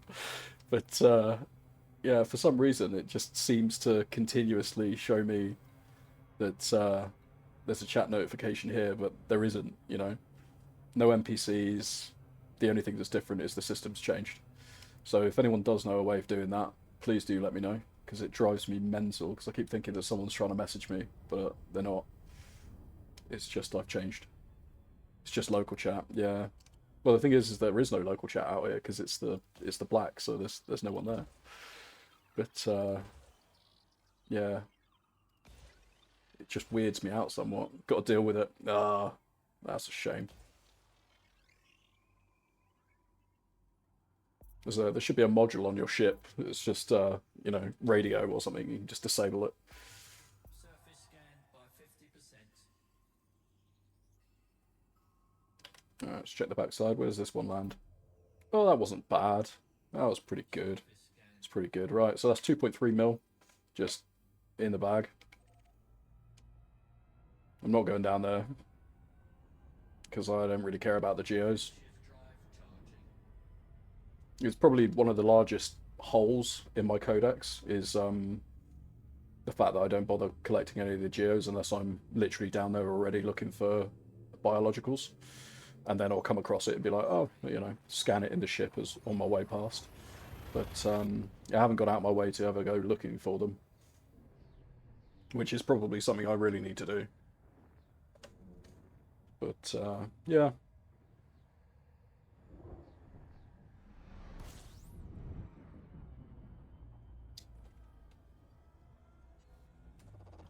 Fuel scoping. Okay, 2 bodies. That was a full scan. Yes, it was. So we'll just top off the tanks. Complete. Jump to the next system. Frameshift drive charging.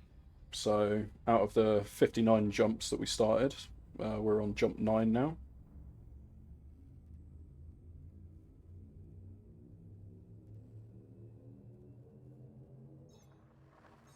Yeah, those last couple of systems that we went through that we collected all the biologicals, which I'm not going to complain about because we're holding on to 180 something mil right now of stuff without the discovery bonus.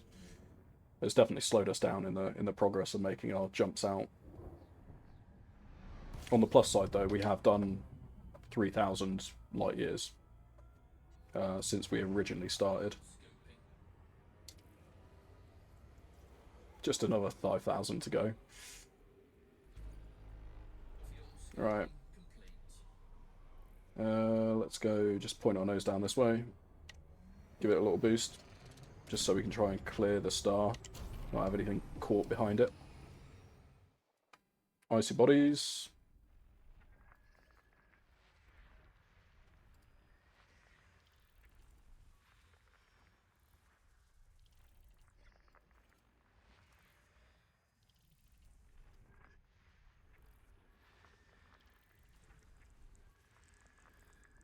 We need 3 more. Whoops. And where is the last one? There you are. System scan. Nothing special, but that's okay. Frameshift That'll be charging. coffee kitty money for the Star Luma.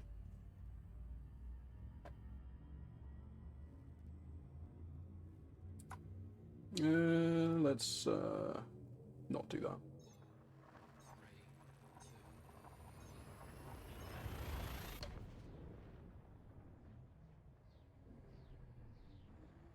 3, 2. Okay, this system isn't in EDSM, but that does mean nothing. System scan complete. Fuel scoping.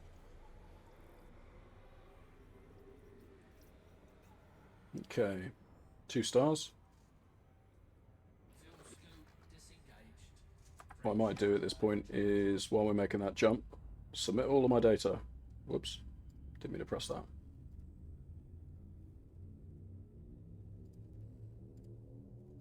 There we go. Send all of my unsynced data to EDSM.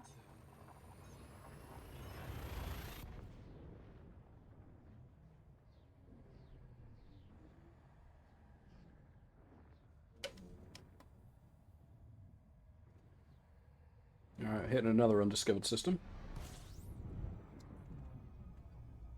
According to the big 3. Fuel scope.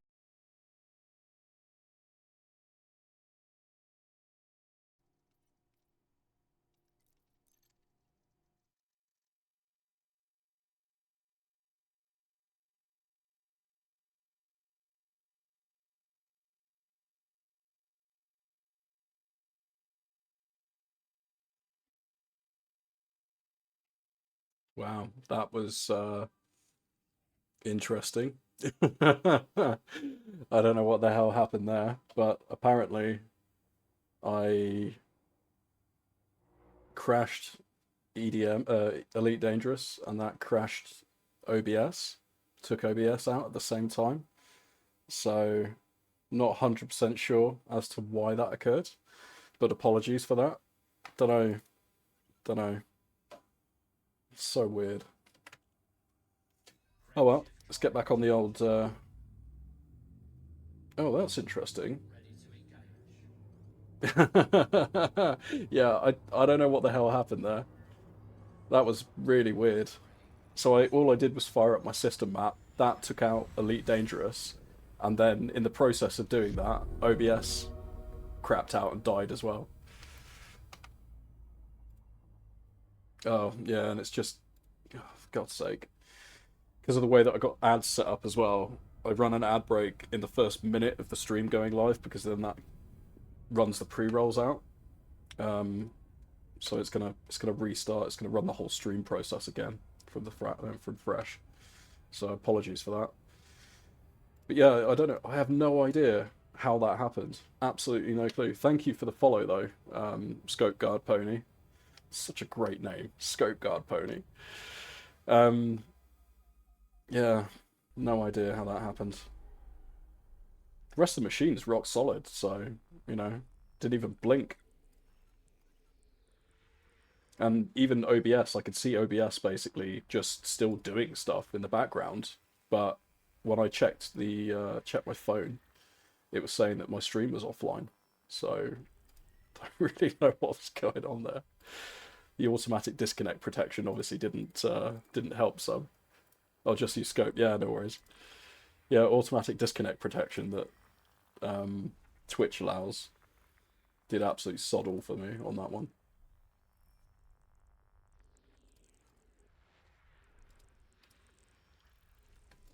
But no, I appreciate the follow, buddy. Really do appreciate it. Thank you all for coming back. As I was just explaining, for some reason, opening my system map caused ED to crash, which in turn caused OBS to have a panic.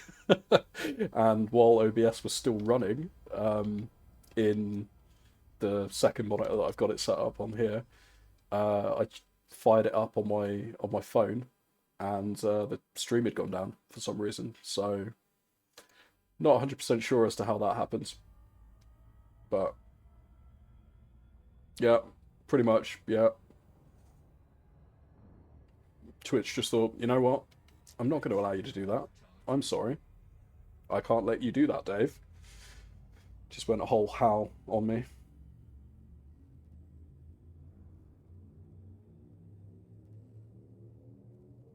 Right, this system's actually got traffic coming through it, so maybe I've just strayed back onto a highway or something. No traffic over the last hours, weeks, but 15 of all time.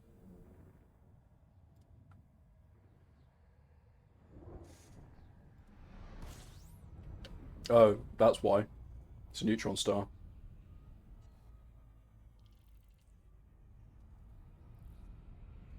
It's fine with me. I love neutron stars. There we go. Frame shift drive charged. Good old 291 light year jump. Let's go. Let's have it.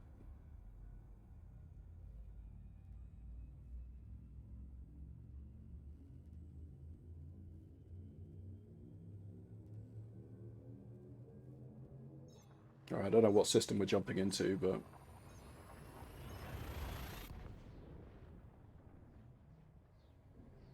hopefully somewhere around here we're going to find a fuel star.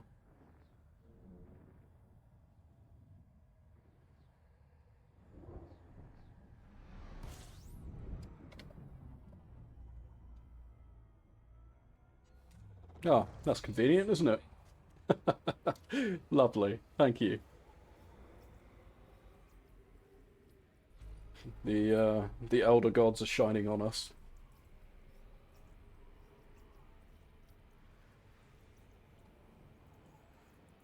Embrace the void, praise their name, all that jazz. I think this was just a two-body system, wasn't it? Oh yeah, it was, but one of them is a... Oh, one of them's a gas giant. Cool. Lovely. Alright.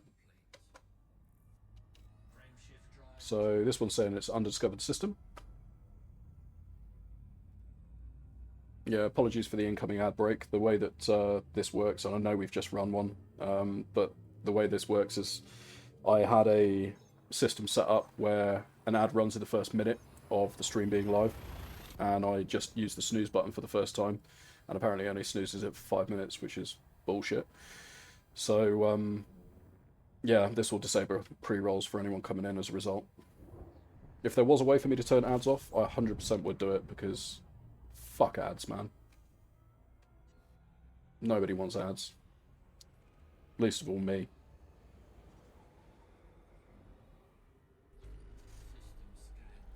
On the plus side, though, you're not going to be missing much, because apparently we're just going through 2-star systems right now. Maybe we're just in one of those voxels. Now let's see where we're going. See where we're going.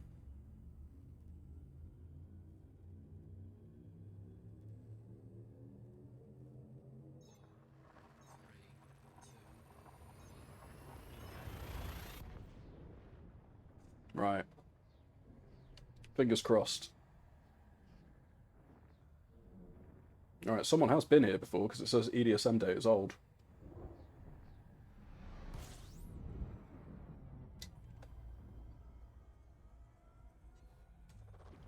Fuel scoping.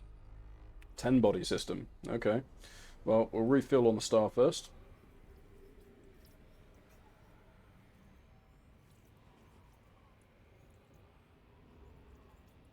Fuel scoping complete.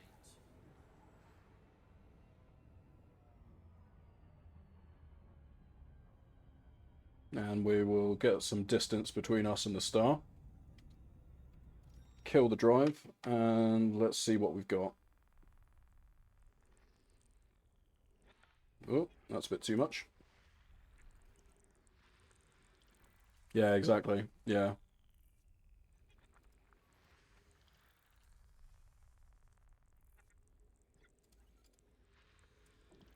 Yeah. It might have done what I did yesterday, because all of the data that I collected from my doomed expedition before it exploded, all of that would have been uploaded to EDSM, but the cartography itself wouldn't.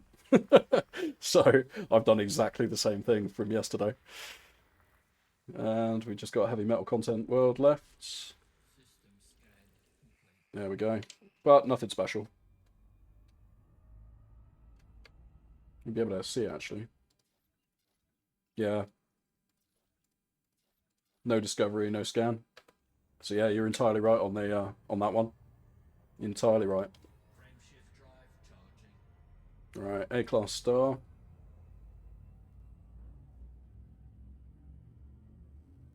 And it did just flash up at the bottom of the screen there saying, again, EDSM data. But it is old. 3,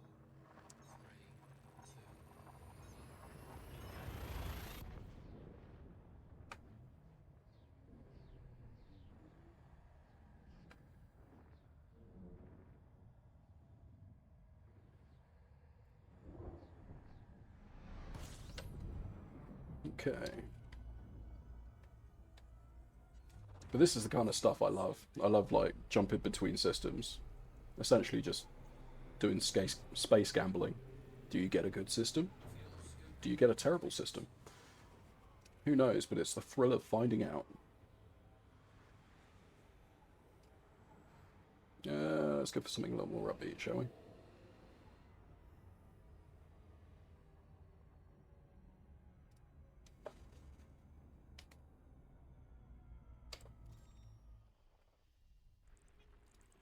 It says more upbeat. Not entirely sure this is.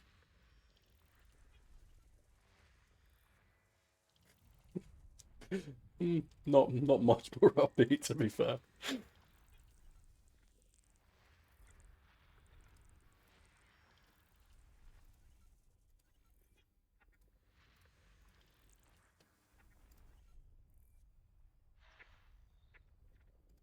Right, let's see. So far, nothing that particularly special. Ooh, 2.4 million content world, high metal content world. So, all in all, we'll go and scan that for sure. And a 4 million water world. Nice. Very nice. So, what was that? 6 and 7. And these will be first discoveries as well. Yeah, sweet. Let's go and grab those.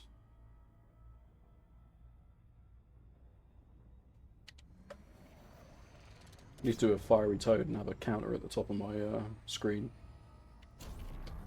How many water worlds we got? How many Earthlight worlds since the last...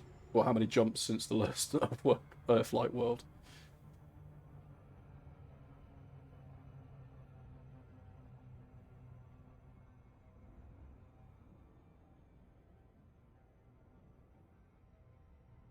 Right, let's get a little bit closer.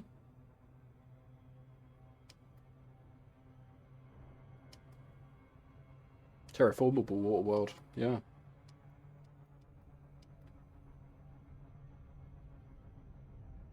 Kevin Costner approves.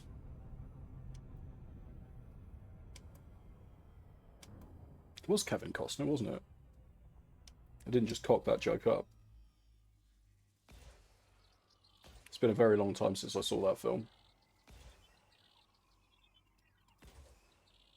I do love it though. Coming from a sailing background, it's my favourite, yeah, Mad Max style one. Yeah, Surface scan by 50%. that film is specifically that film actually spawned my love of catamarans. Like, not that I can afford a catamaran, but I definitely love them as a result.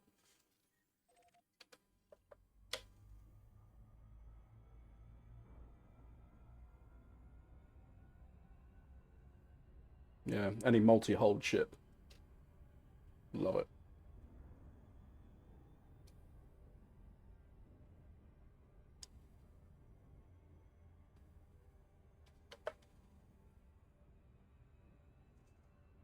Alright, let's get SEO to give us a little nudge.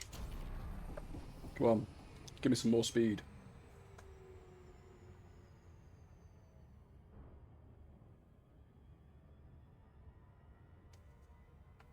No, I'm not playing Coldplay. Fuck off. Yeah, I can live with Weir's.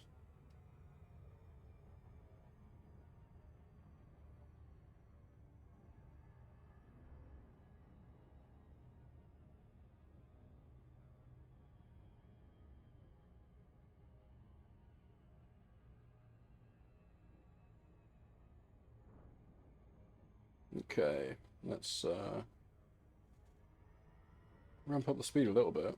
I mean, come on.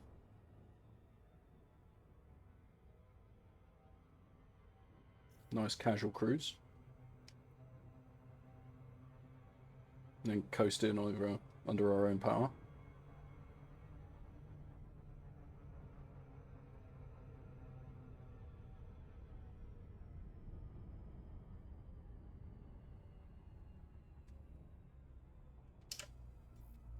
Okay, what we got? 6 probes. Cool.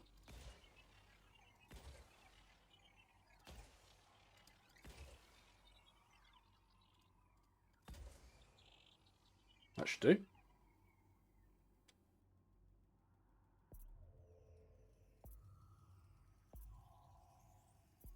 Surface scan by 50%. There we go. Yeah, nice. Surface 4 scan mil. complete. I don't know what the first discovery bonus for cartography data is. ×3, I think. Exobios ×5. I think cartography's ×3.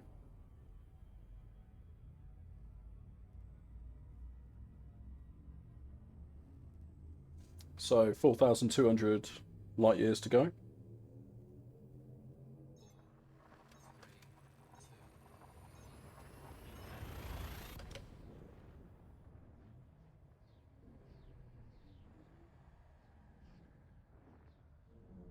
Let's see what this system has in store for us.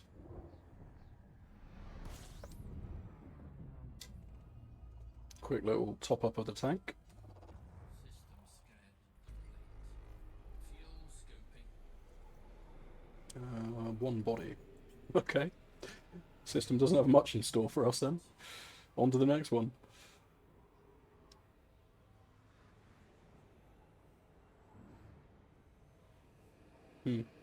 Okay.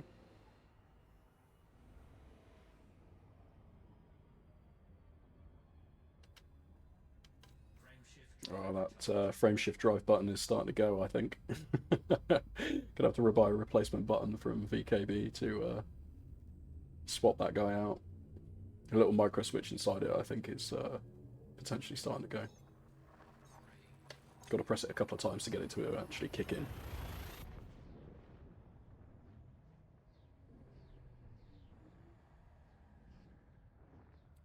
Oh, interesting. Another world that EDSM data has been submitted, but it's super old. So I'm pretty sure the old criteria is like 2017 and before. Fuel scooping. That's usually, I think, what it is. System scan complete. Oh, 3-star system. Fuel scooping Cool. complete.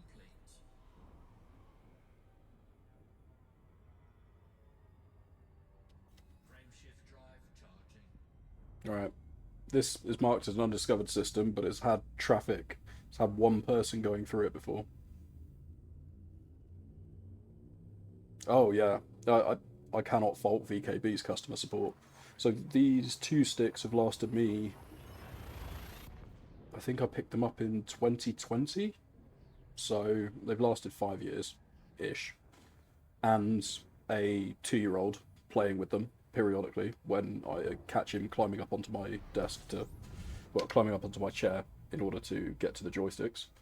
So yeah, I can't fault them. I've replaced one hat on them, and they basically, so I paid for the part because it was cheap as chips, and they sent me a YouTube video on how to replace it, and it was easy, super easy to do. So yeah, if I was going to suggest anyone to get sticks, and you don't mind springing a little bit more than the entry range of joysticks, because you know you're going to use them and they'll be a good investment, I will always suggest VKB. I haven't used Virpil. I know that they're the other ones that people suggest for the same kind of bracket, but from what I've heard about the customer support, I probably wouldn't chance it personally. But that could just be bias on my part, and I'm totally, willing to admit that. So you had a spring that controls left, right, pop off. Oh yeah, yeah, yeah. What joysticks are you using? Which of their range do you have? System scan complete. Yeah, they do. Yeah, though God only knows. Oh yeah, okay, cool. God only knows where my spares have gone. Probably into a drawer with all of the USB cables you get given for various things, and then never find again. Okay, so there's a 12 to 19 million. I just saw that. Let's go. Let's go and scan it. It doesn't quite know what's on there as of yet, so we'll go and take a look. But it might be that we only really go down for the Conquer.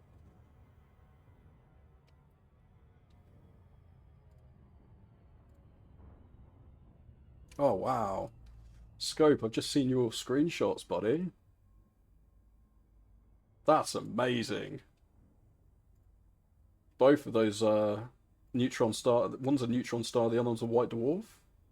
Or is that two neutron stars? Can't tell if it's two white dwarfs or two neutron stars. Those are fantastic. Anyone that wants to go check out screenshots and various things that our community is posting, definitely join the Discord and take a look. Always worth checking out. Let me have a look at general. Oh, okay, yeah, yeah, yeah.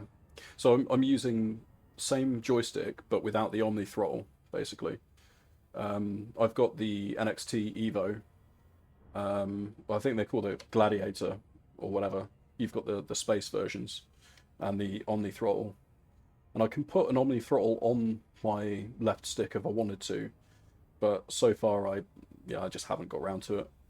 I need to buy the part and then fit it, but it is something I definitely want to do in the future. 100%. The NXT, the Gladiator ones that we both have, those ones, when you crack them open, it's all springs, and so as a result, it's like it's super easy to repair or fix or replace parts inside them. I know that they've got another one as well, the Gunfighter, where instead of springs, everything's cam based, and that's a little harder. But I mean, even still, it's still with the videos that they provide, still super easy to be able to do stuff.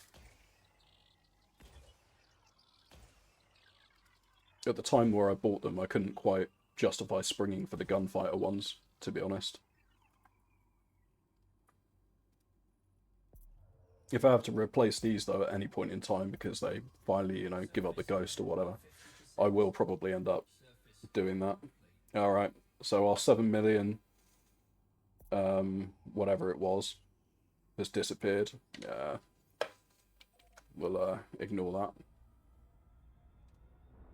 That'd be someone else's prize. Frameshift drive charging. Yeah. Yeah, I'm guessing they, did you buy it like that, or did you fit it yourself?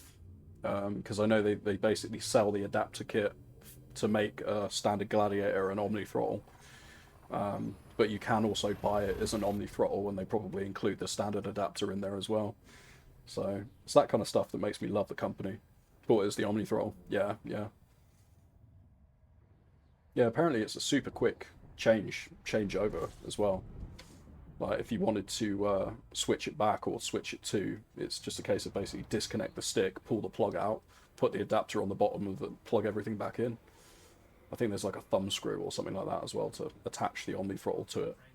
Whoops, didn't mean to do that. Fuel scoping complete. Wow, 21 bodies. Well, we might as well. I'll just quickly have a look at the system. Yeah, of course.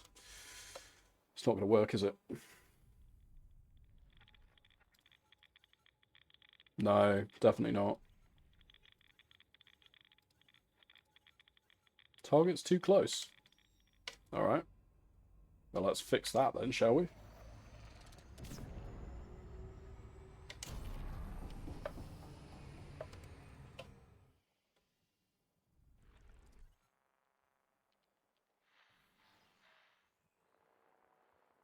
That's weird.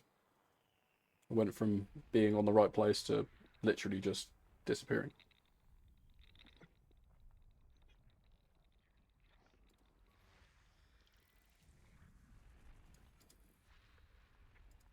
Alright, a couple of geos, more geos, more geos, all the geos.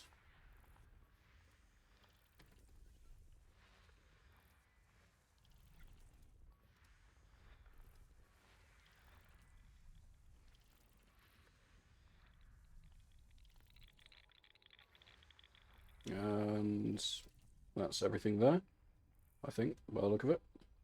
That's going to be a gas giant. Yep. Just all on her own.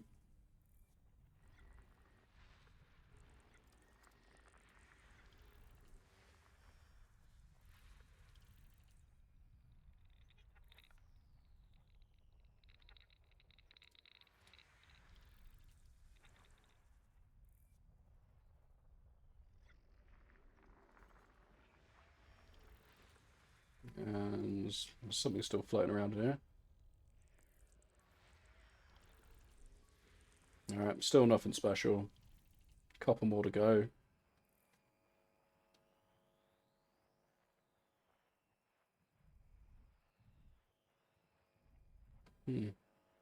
Must be somewhere else.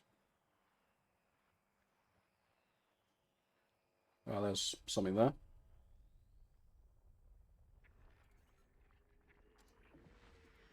Icy body. What you got in here? System scan complete. There we go. Yeah, nothing particularly special. Okay. No worries. Drive charging. Someone's been to this next one, according to EDSM. Yeah, something I do want to do about this setup, though, at the moment, because I have to work from the same desk that I play video games from. I can't do anything particularly drastic with it. but eventually when I got the space to do so, or have a dedicated space to be able to play games in, um, I'm probably going to build a sim cockpit because I think that would be pretty cool to do. And I'm not the best woodworker by any stretch of the imagination, though my father-in-law is. So I figure if I've married into that family, I might as well make use of his particularly awesome woodworking skills to build a frame up for a sim cockpit. But at that point, you then start going down the massive rabbit hole of like, ooh, what extra controls can I add and control surfaces and all this kind of various things. So I'm looking forward to that, but it is indicative of having some space to be able to do that.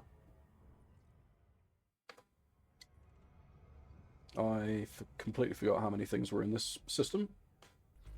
Orbital body's 4, so that's everything. Cool.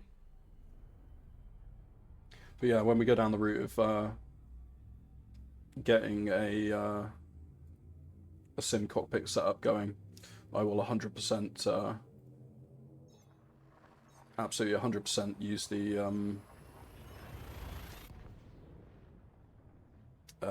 like Discord to photograph the entire process and all that kind of stuff. For anyone that's jumped in and joined in the Discord, which feel free to, anyone else that wants to, feel free to do so. To get the pilot role and open up the entire Discord for you, you need to basically just have a read of the welcome bit and stick a green tick at the bottom of it. And that should automatically give you the role, which opens up the rest of the server for you. It's just to weed out the bots, because apparently bots can't react to stuff. Ooh.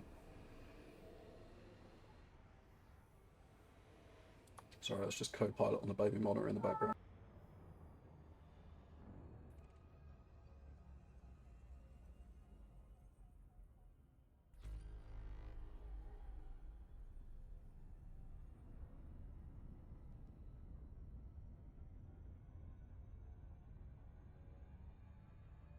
Frameshift drive charging.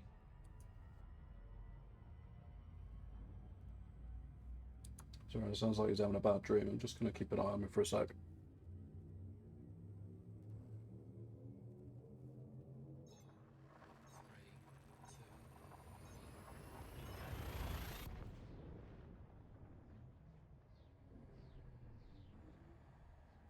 Doesn't seem like he's woken up. He's just having a particularly vivid dream, I think, by the sound of it. Poor sod. He's only 2, so dreams are scary if you're not used to them, I guess.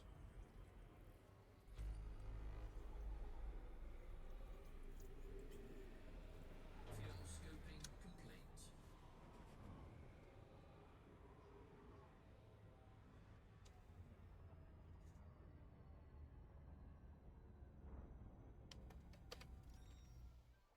Oh, another water world.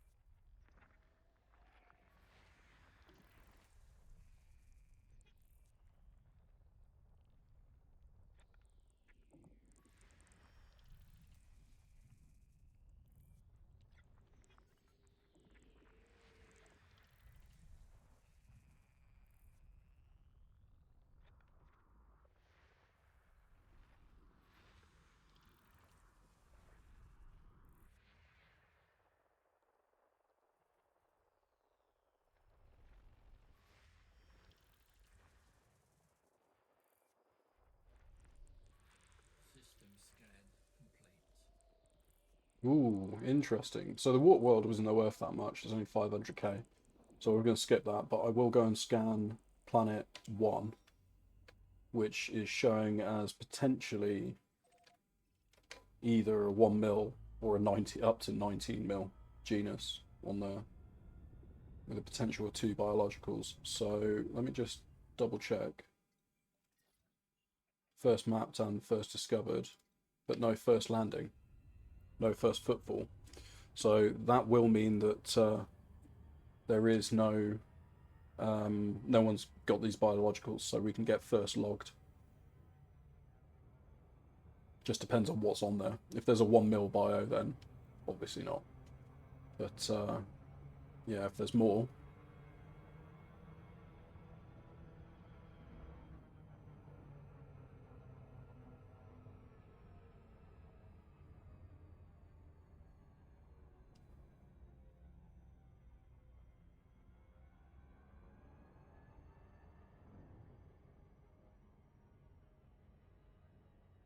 Okay, let's see what you got.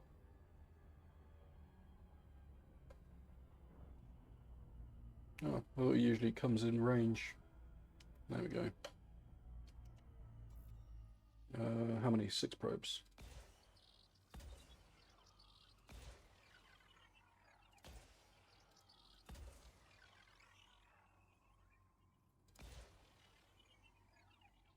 A little further out than I'd usually like, but still, it's alright.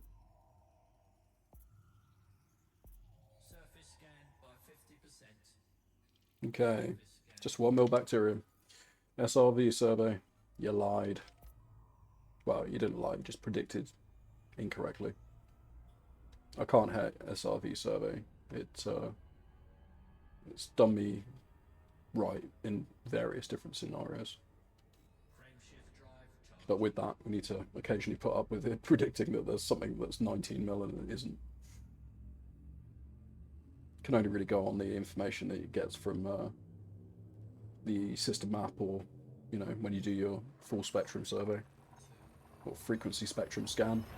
I don't know what it stands for.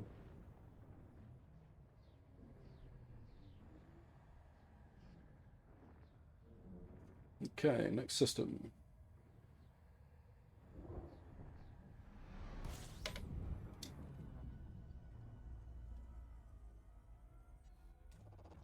Fuel scoping. System scan. Okay, nothing particularly special here. Fuel scoping complete. Big old star though. You can tell by the amount of time it takes us to for it to disappear from the top of the screen.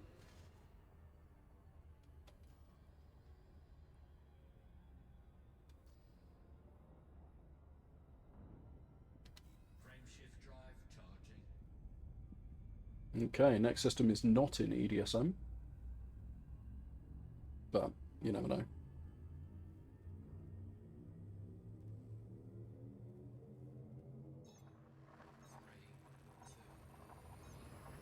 For all those of you that are interested in submitting your data from Elite Dangerous into Spance,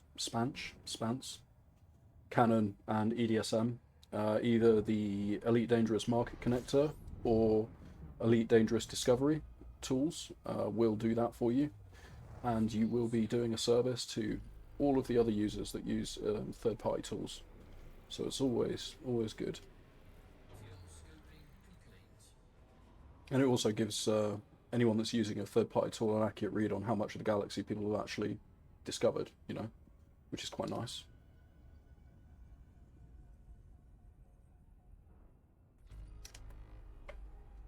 All right, 14 bodies.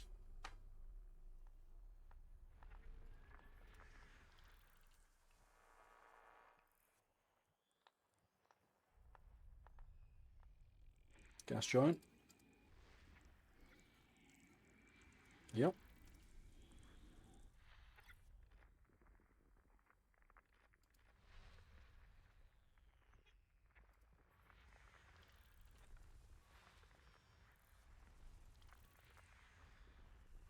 Okay.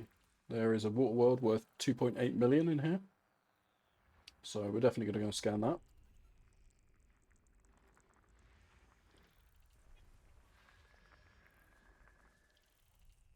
And there's another gas giant.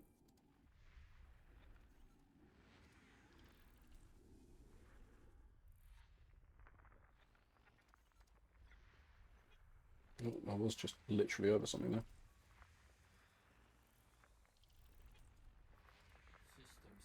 There we go. So, Planet 1, was that? Yeah, Planet 1.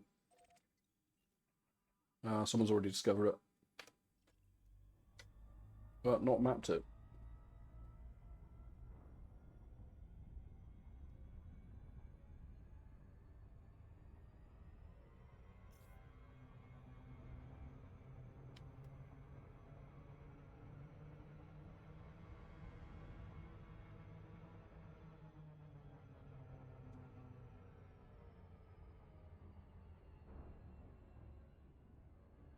Okay, get a little bit closer.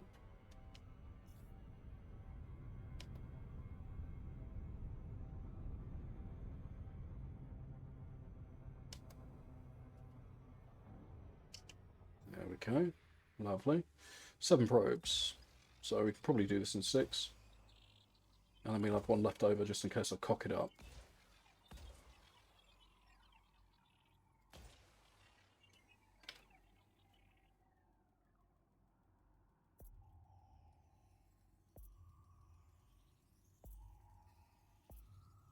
Surface scan by 50%.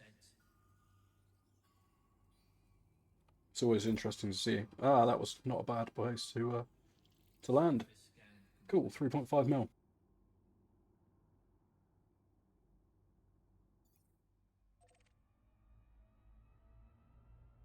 Frameshift drive charging.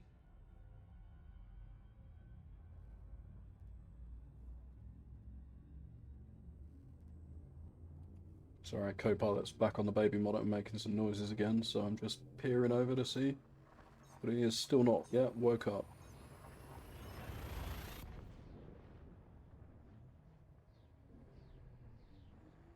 At least he's still on the bed. Usually he rolls off and just sleeps on the floor. In his defense, though, the carpet is very comfortable. Very soft. Fuel scooping. But hilariously, there's like 2 perfectly good beds in there. He'd be like, no, I want to sleep on the carpet. Scoping complete.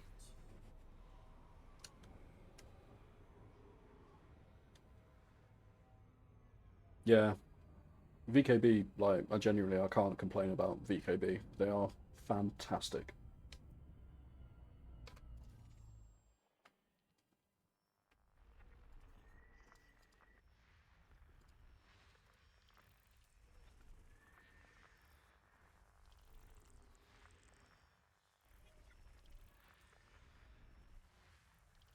I did have the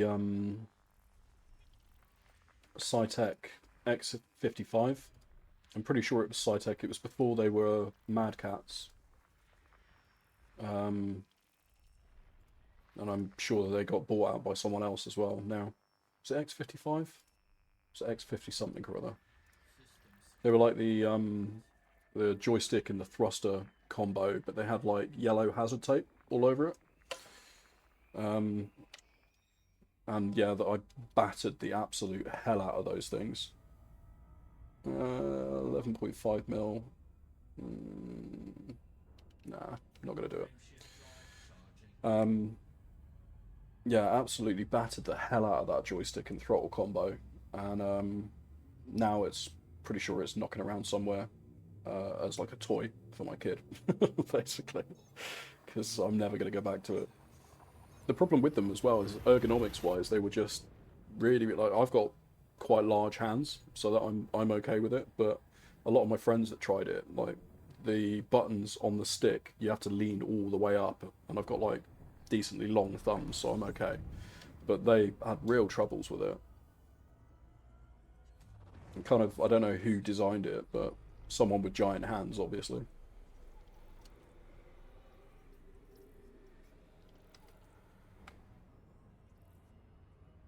Fuel scoop disengaged.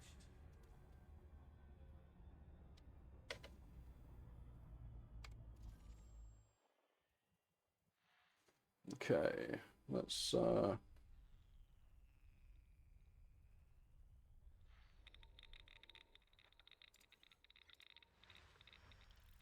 I do have a decent amount of racing sim stuff as well, though I haven't broken that out for a while. Maybe I'll be tempted to do like a rally stream or something like that at some point, but I'm not 100% sure. Maybe we're down for it. Depends on what the masses want.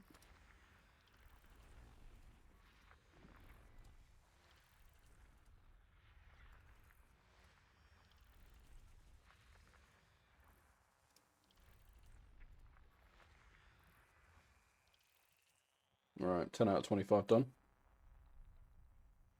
There's going to be another cluster somewhere. Maybe based around a gas giant. Oh, hello.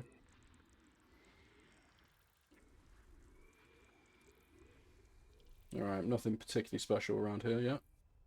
Got another gas giant up here.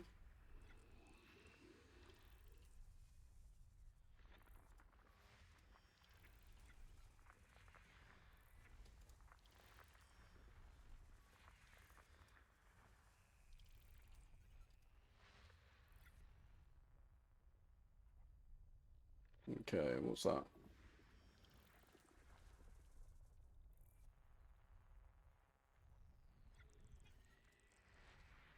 Lovely. Clear all of you guys out.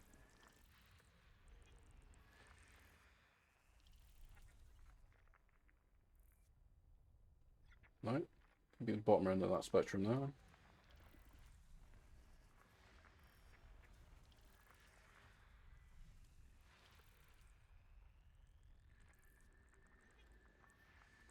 There we go. Yeah, nothing particularly special. After all that. Oh well. It's not about the destination, it's about the journey. No worries. Thanks for dropping by, Scope. I just read Scoot at the same time. Thanks for dropping by, Scope, and joining the Discord. I'll be around pretty much streaming most days, 10 till 1:30, 2 a.m. GMT. So drop by again, and we'll have a chat. Thanks for popping along.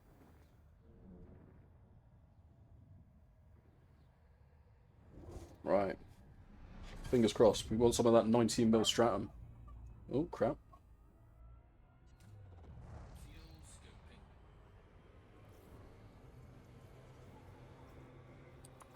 Oh, come on, buddy. He's totally zoned out. He's totally asleep. He's just having bad dreams, I think.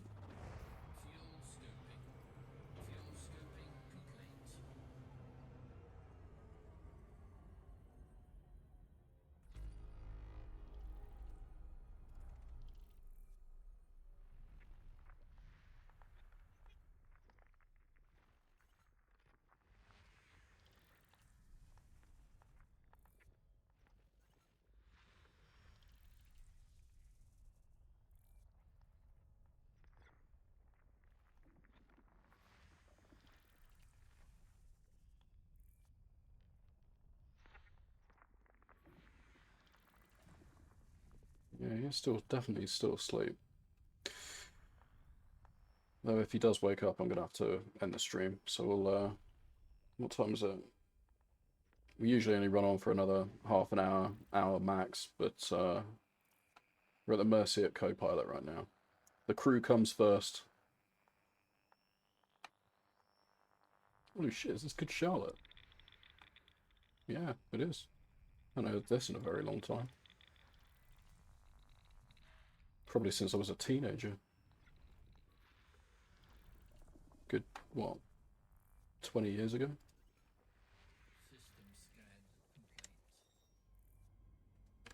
Let's just have a quick look. There's nothing special in here.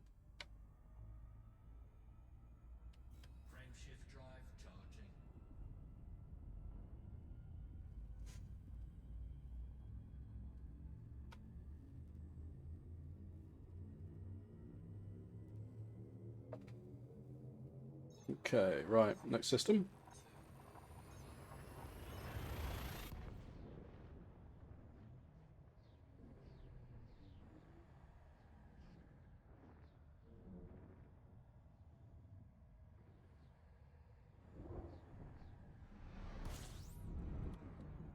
Okay. Don't think I can scoop off this guy?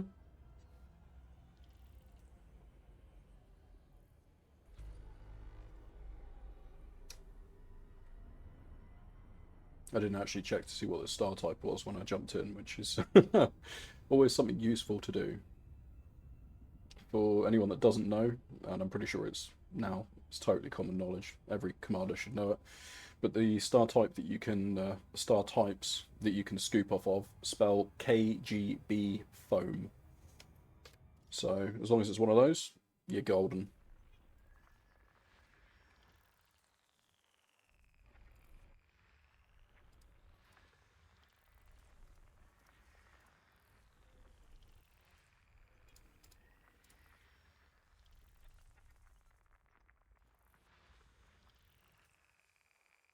Six more to go.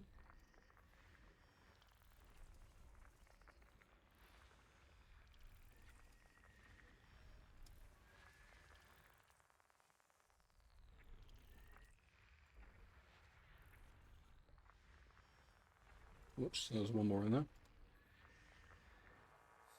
There we go. Lovely. And we're off. So how many jumps we got left? 33 jumps. Yeah, we've made some decent headway so far, especially because we keep stopping to do FSF scans and various other things like that. If we were just doing hop after hop after hop, I think we could obviously have nailed the entire... Don't know how much we had when we started. Originally it was 107 jumps, and then obviously before stream I did a couple. I think we were up to like... We were at 80 potentially when we started.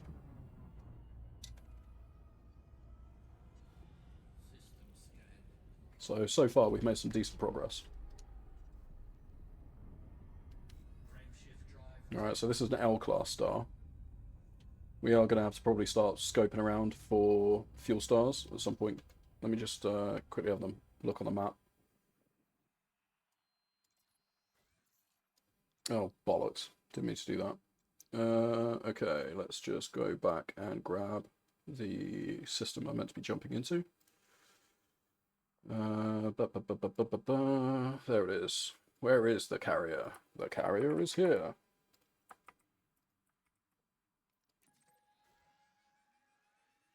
All the way over. 36 jumps, it's saying. Frameshift drive charging.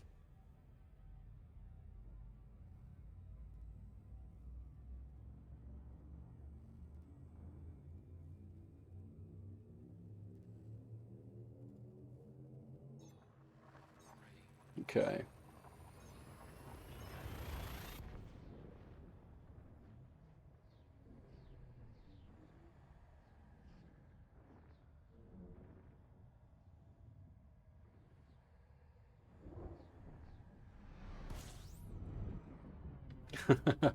What's on the old TV channel today? You still watching through Cowboy Bebop?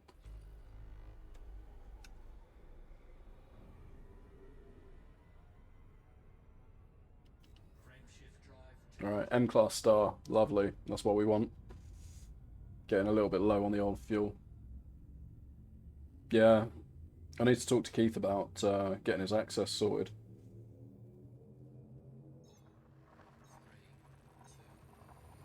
Oh, very cool. Very cool. Well, surely it's to start the animated one, right? Straight after. Yeah, the animated Cowboy Bebop has got a special place in my heart. Absolutely adore it.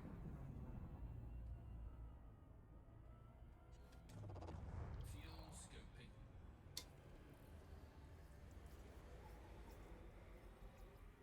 Last main sequence star. Okay. So we definitely need to do this one. Oh, well. I can help you with that.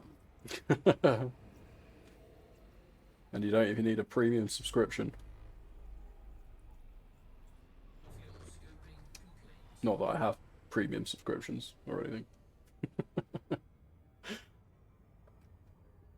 That'd be one surefire way for the law to come down on me. Frameshift drive charging.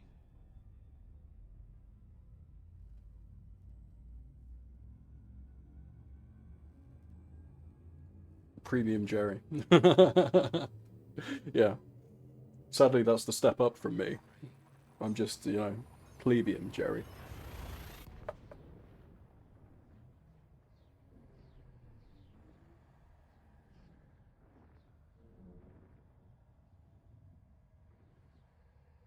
But yeah, at some point, I don't know how long that link's going to be active for, because due to the way that it's built, it will probably expire after a certain amount of time if it's not used. But yeah, Keith just needs to give me a shout and I'll generate him up a new one.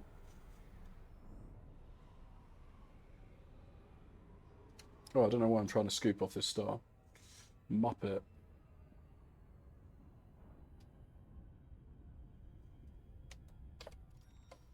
Just going around a star listening to Cage the Elephant.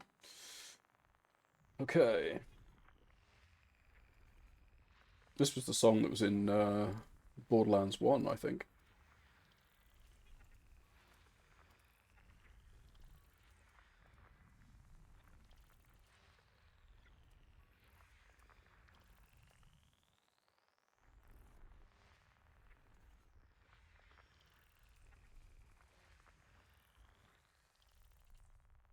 Oh, that's cool. I mean, I wouldn't mind seeing them live, to be fair. The weirder the band, the more I'm into it, frankly. Because, you know, they're just going out to have a laugh, usually. Oh, that's interesting. Few bangers, lots of avant-garde stuff. Oh, okay.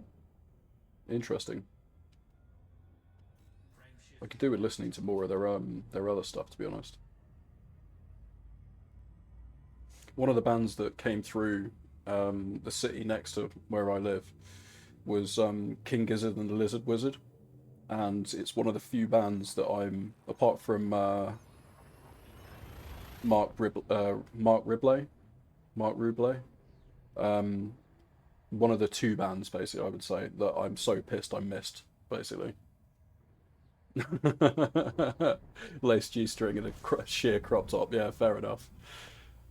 I mean, I've seen Rammstein live, and that was a fucking show. They they got banned from performing one of their songs, Brook Dish, because they did it at a German gig than like a couple of nights before, and it's Till Lindemann basically just flops out a huge dildo and then bashes the keyboard player with it repeatedly, and yeah, they did that, and there's you know, fucking fluid flying everywhere, obviously from some pump that he's got hidden in his trousers, and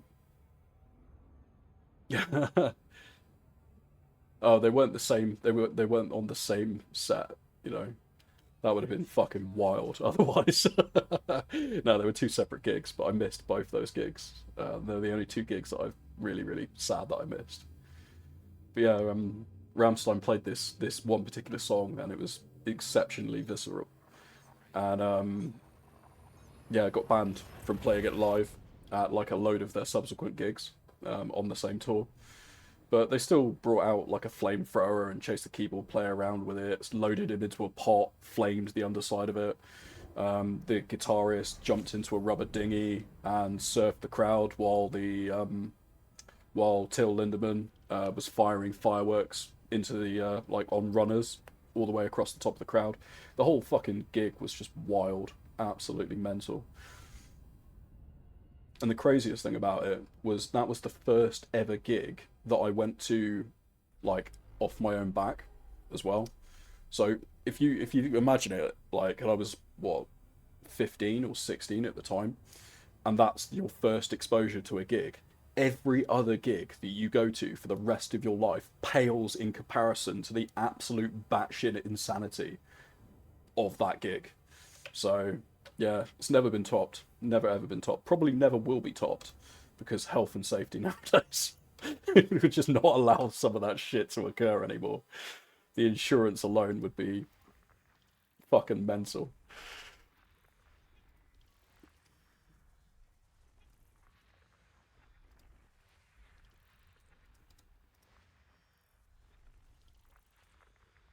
Okay. System scan complete. All right. Nothing particularly special. K-class star, so we can refuel on this bad boy.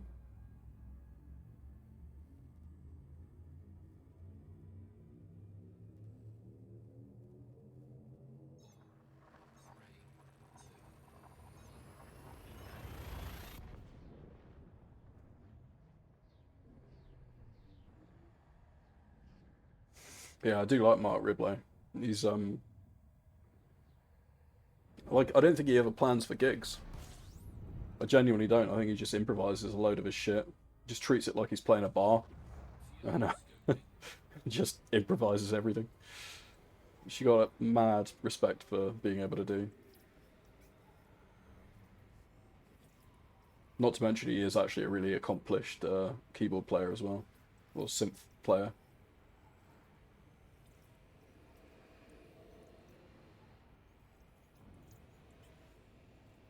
Fuel scoping complete.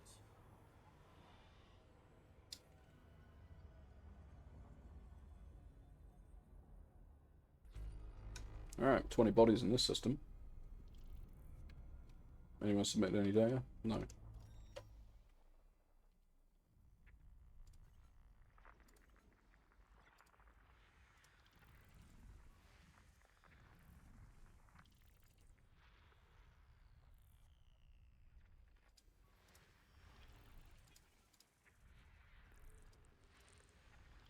Okay. We got anything so far? No.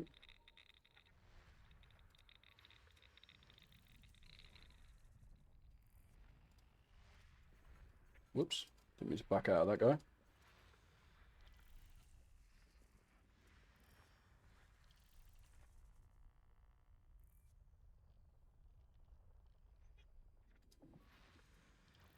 Three geos. Nothing particularly special there.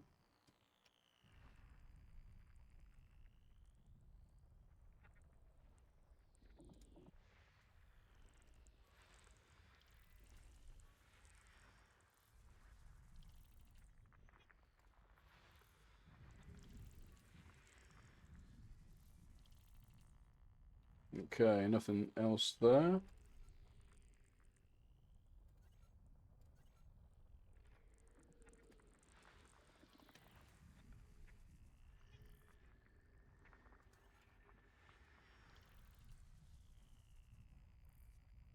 Oh, there's some stuff behind that. Foiled again by the star.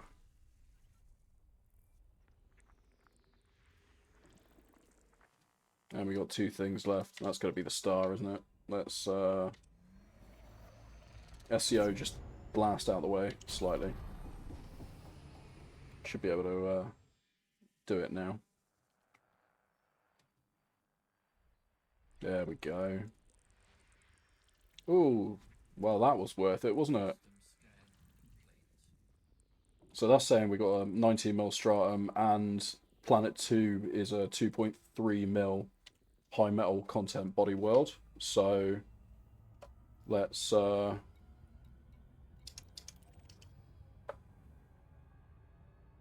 shit. 1, 2, and 3. So let's go do 1 first. Because that's saying it's a guaranteed 20mm. And A4 is a guaranteed 20mm as well. Let's just double check and see what the no one's seen it, mapped it, or footfalled it before. None of these are. Sweet. Okay. Well, shit. This system, if this is going to be correct, this system is worth at least 300mm. Just shy.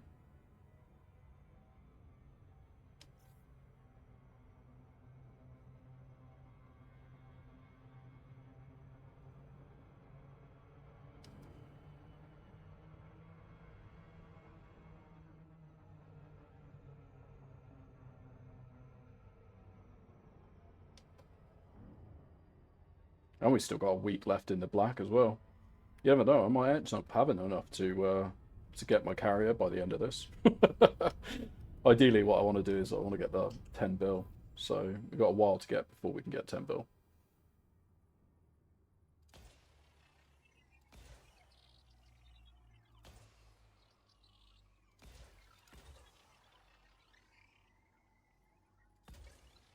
Come on, don't disappear on me now.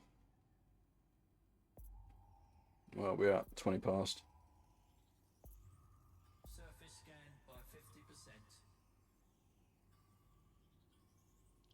Surface Yes. Alright, so first 19mm stratum. Bacterium's in exactly the same place. Let's fucking go.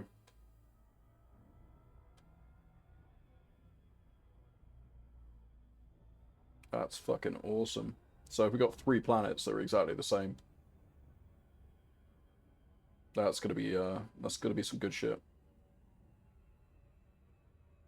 300mm system right here. And my favourite exobio, 2 bios, both of which can be found usually in the same location. You can't ask for fairer than that.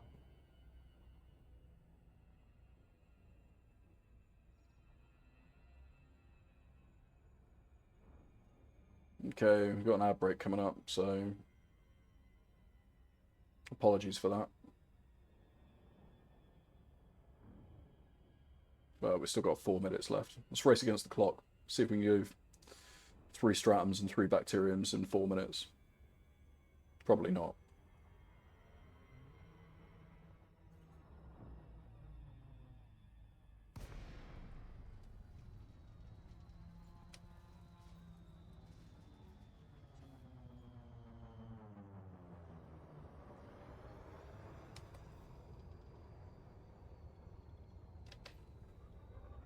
Usually I'd go for somewhere slightly more flatter. But let's get close to the floor, see what we can see. Well, that's our stratum. And that's our bacterium.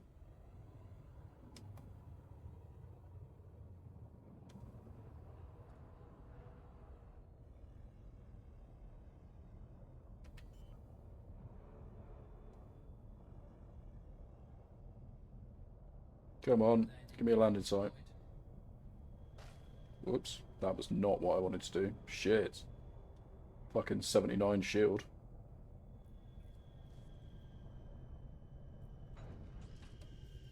Okay, let's disembark. Let's add 1 to the crash counter.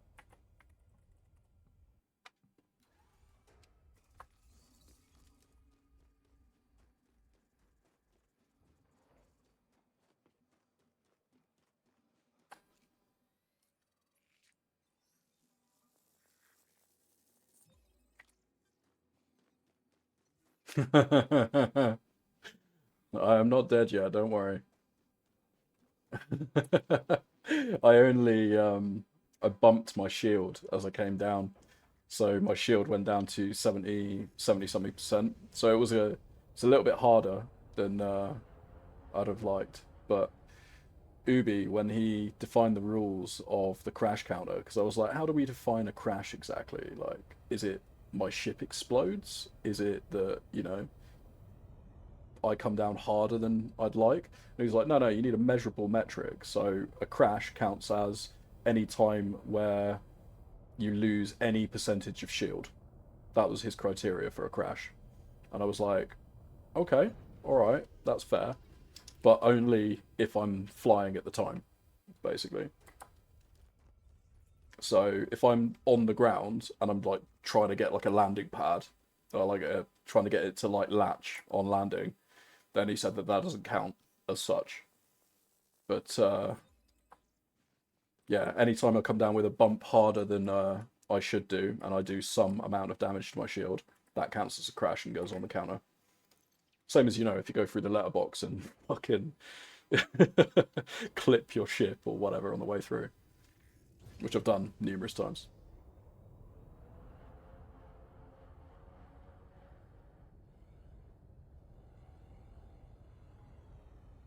Right, I need to get out of this area. Pardon me, I got hiccups. There we go. That's our stratum. We got 50 seconds before the ad break, so I was going to try and get everything on this planet. Just before you left, I'm assuming, we found 3 planets, all marked as 20mm, all with a 19mm stratum on, and probably a bacterium as well. all with no first footfall. So this is a 300 mil, 6 biological system with first footfall bonus. So at the moment we have, it's saying we're on 200 million credits worth of samples, but we can times that by 5 because they should all be first logged. So at the moment I'm carrying 1 billion in biological data. Got to get to that carrier now.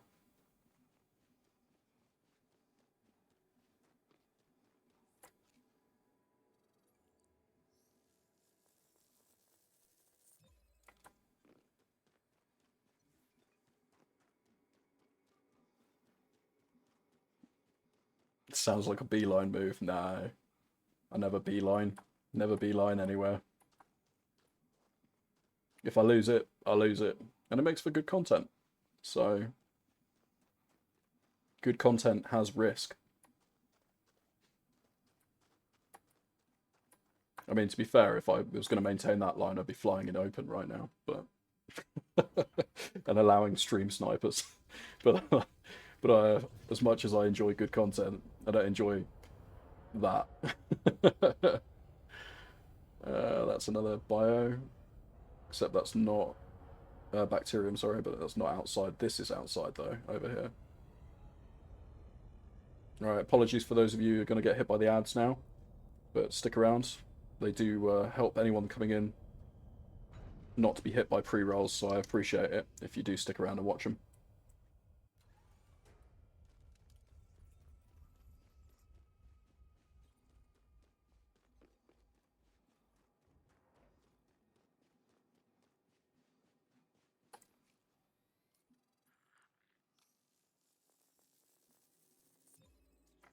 That's 2 down.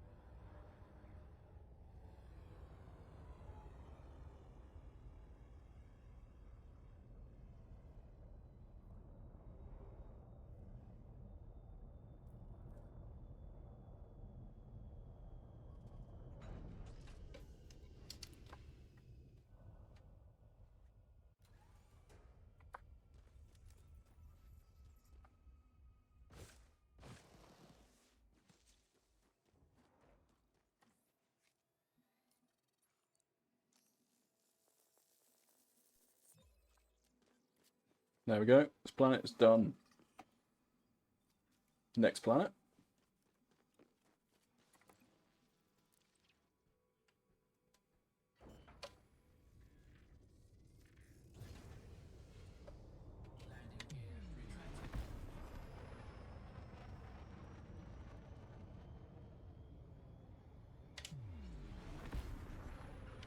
Frameshift drive charging.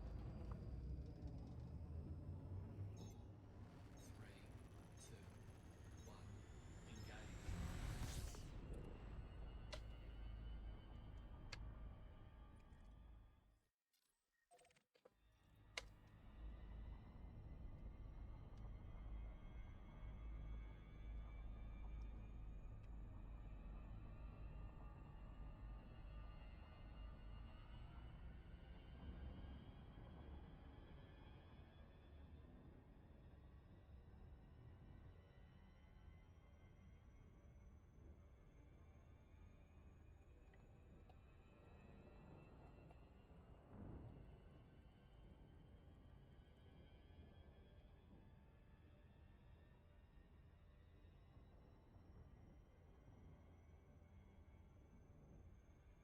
Engage. Okay, welcome back, those of you who did get hit by ads. Appreciate you sticking around to see them. If I could disable them, I 100% would, but then I won't have any kind of control over them, and they'll still run, which sucks. But They do help anyone that coming into the channel not get hit by pre-rolls, so I do appreciate it, definitely. For those of you who are joining us, welcome to the night shift. I am Captain Jerry, and at the moment we are attempting to make our way back to the carrier. So the carrier is currently 8,000 light years from Sol. I crashed yesterday, losing half a bill's worth of data. But in our time, we've made somewhere close to 70-something jumps, 77 jumps by the look of it, out of our 107 jump journey, and already picked up billions worth of biological data on the way there. So that's nice. We're just scoping out this system before we carry on jumping. And also, you know, overshooting. It wouldn't be one of my streams unless we did at least a couple of loops of shame. Or loops of win, depending on how you look at it.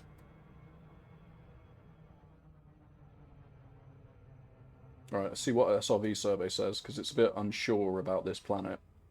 This is also the planet that's worth, when we map it, should be worth about 2.3 mil in cartography data.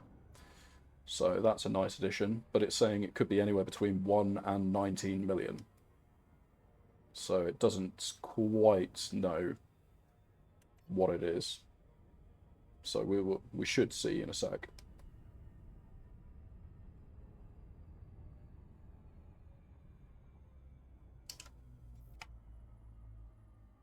Six probes, so standard configuration.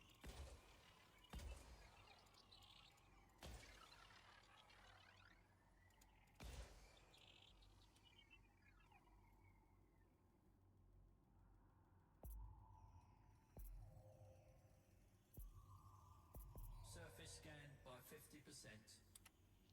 Okay, so it's just a bacterium. There is only 1 mil on here, so we can skip this one. But it was worth 2.3 mil. And then we have A4, which is saying it's 20 mil as well, with a 1 mil bacterium and a 19 mil stratum. So this is a 200 mil system with first logged bonus. That's a shame. I was hoping for a 300 mil system, but you know, it is what it is. Oh, just for you, Cal. Turn it up a little bit then.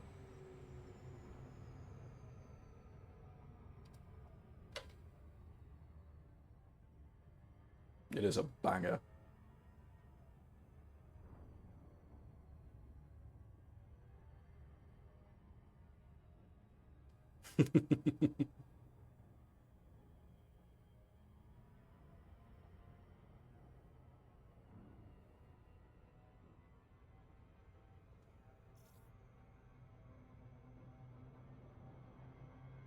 Right. Let's do a little coast around.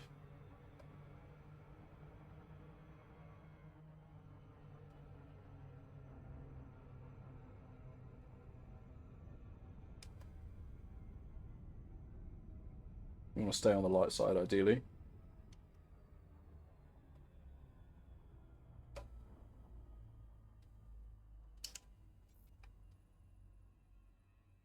Another 6 probes.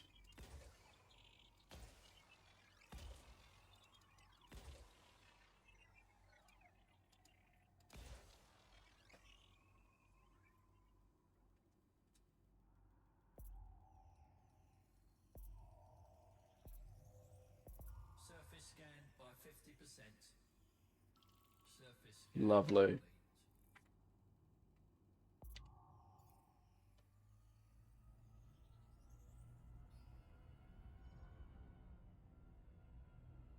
So I'll try and set down in that big old patch there.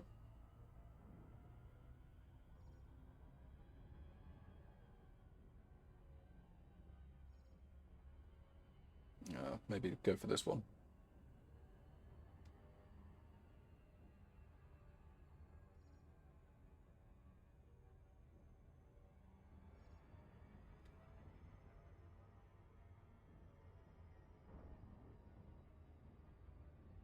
Orbital flight engaged.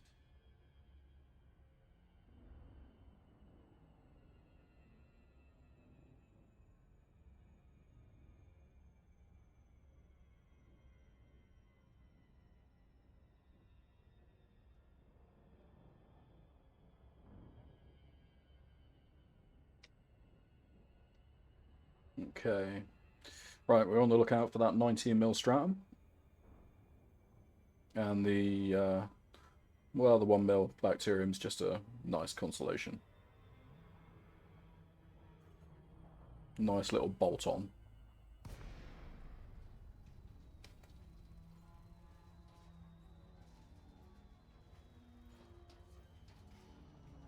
I got the HUD changed, yeah. The HUD was quite nice. It's got some interesting colour choices, admittedly. So there are some stuff I need to change. Like the escape vector colour is just a weird purple that doesn't really sit with the rest of this. But this is a lot more neutral, I quite like it.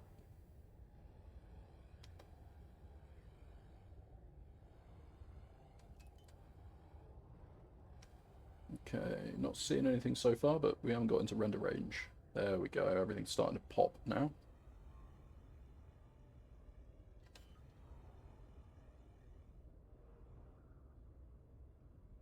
So that's bacterium, it looks like. Yeah, let's grab the stratum first.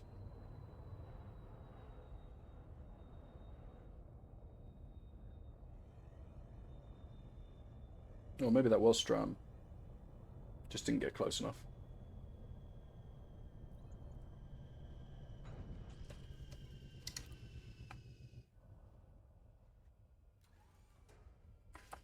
Okay, right.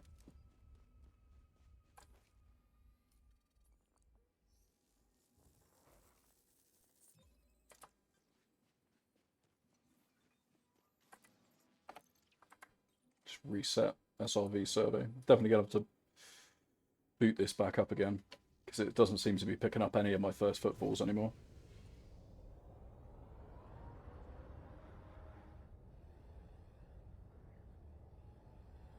Alright, is this without... This should be outside range.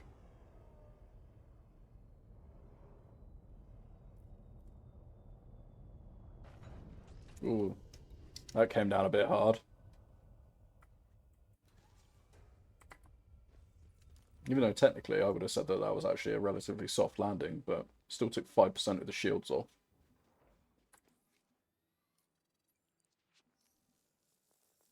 Oh, yes.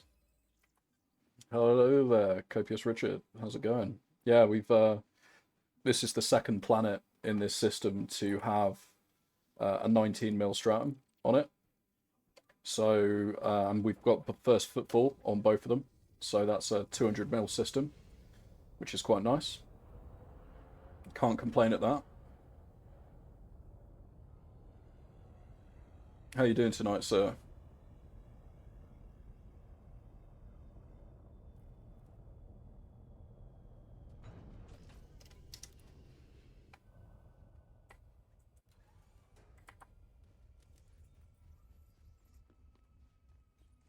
You did miss an absolutely cracking crash yesterday on stream, which resulted in me losing 500 mils worth of data and being bumped all the way back to the bubble, 8,000 light years away from where I died. 8,000 and something light years away from I died. So we're currently in the process of slowly meandering back towards the carrier, which has basically been the majority of tonight. But yeah, other than that, not too bad, buddy. Not too bad. If you want to see the crash in all its glory, feel free to check out last night's VOD around the, what was it, 3 hour 15 minute mark.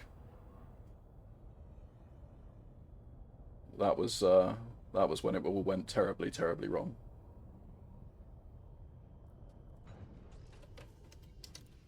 Much to the delight of my moderator, Ubi.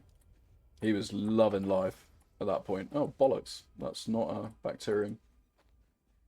Do you know what? I can't be asked to do a bacterium on this planet for an extra 5mm. I genuinely cannot be fucked.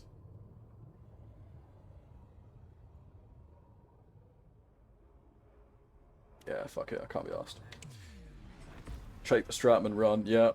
So at the moment we've done about 70 something jumps tonight, and we're currently carrying. Oh, sorry, 3 minute and 15. I think it's 3 minutes 15. Hang on a sec. I've got a. I'm pretty sure I posted it in the gallery earlier. Somewhere. Do. There we go.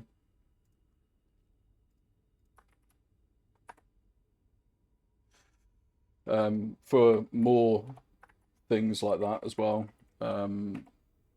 we have also got the Discord link, so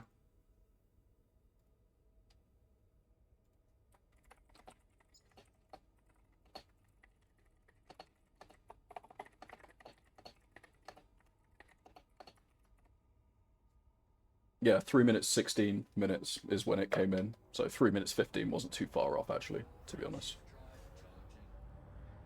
But yeah, that was particularly savage and entirely my own fault. Can't blame anyone for it.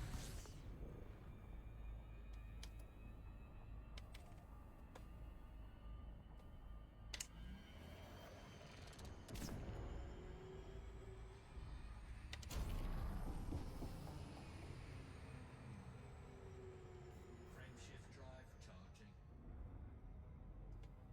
Okay, let's see what the next system's got in store for us. L-class star, so we can't refuel off of it, but we're doing good on fuel, so no worries there. We're coming up to 20 to 2, so we'll have a couple more systems potentially left in us, and then we'll go and find someone to raid.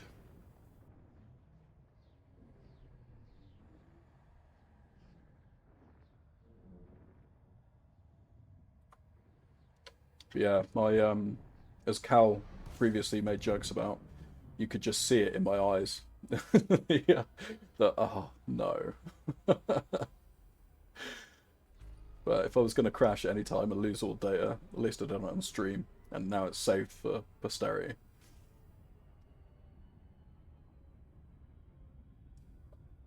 I was crushed. It was devastating.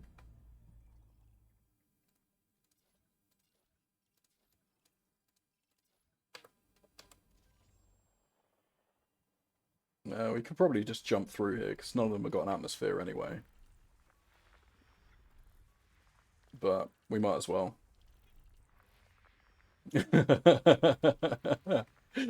Yeah. Yeah, pretty much. System scan complete. The captain, yeah, this morning, like my wife, but we refer to her as the captain, the same as we refer to my son as the co-pilot. But yeah, my wife was like, "Why did you come to bed at like 4 a.m. yesterday this morning?" And I was like, "Oh yeah, about that. Here you go." And just sent her a link to this, and she was like, "Oh my god." Like, I could see how badly you were fucked on that. Like, yeah.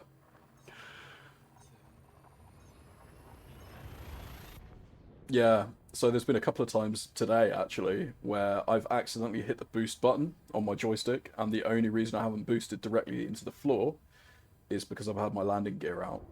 So I've been saved by the landing gear a couple of times now.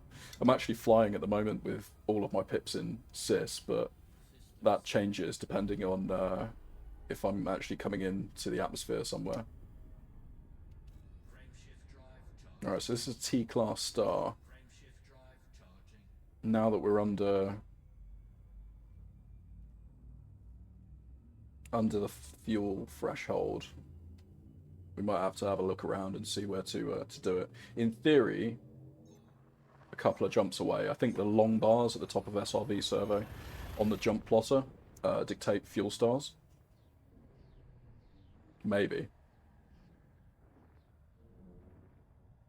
But we will see.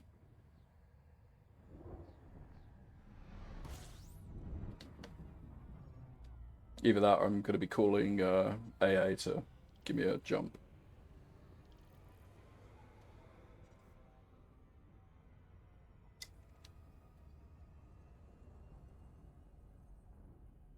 But yeah, definitely it was a devastating evening last night.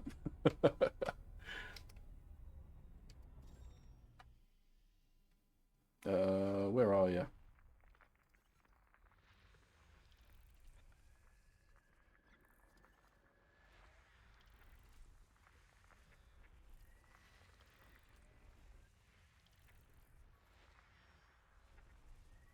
Alright, nothing particularly special around here.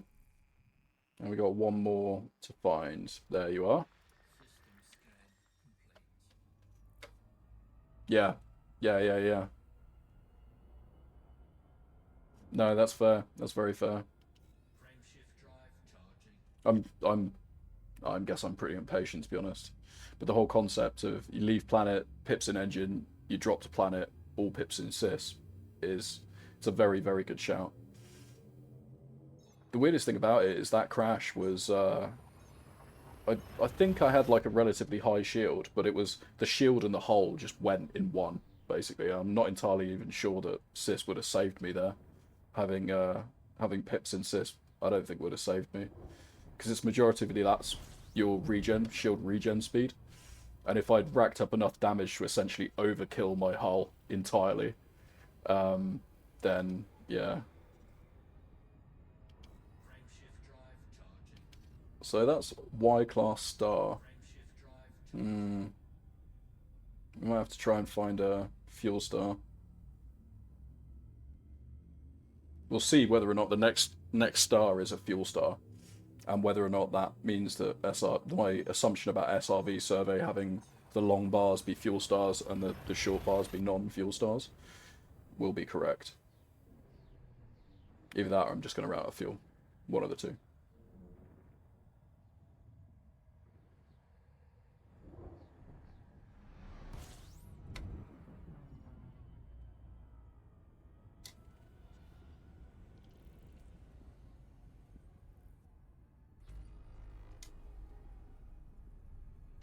Frameshift drive charging. So yeah, that is a fuel star. F-class stars are fuel stars. So my miniature little heart attack that I was just in the preparation of having, it's okay. I know in theory the route plotter should send you to fuel stars, but even still. Alright, there's one still around here somewhere. Oh, were you up there? No, just tripping.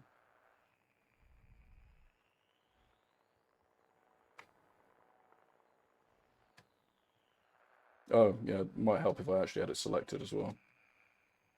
Huh. Okay.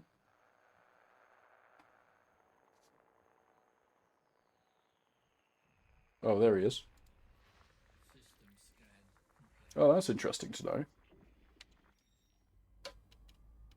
Frameshift drive charging. That was some of the data that I actually lost yesterday. Was a Earth-like world first discovery. I found 2 Earth-like worlds yesterday. One definitely. I think I hit 2, and then like a handful of water worlds as well. But all of that cartography data lost to the vastness of space. Oh dear.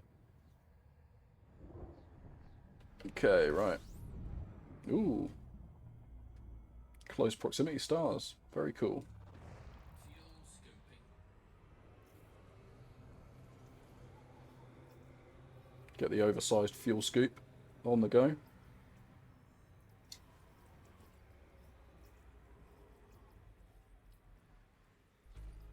Binary Earth-like worlds?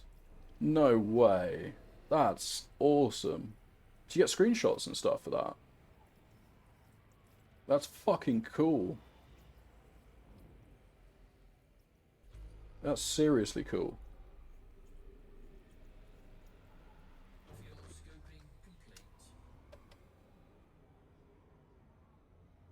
Right, got 21 bodies in this system, so we might as well.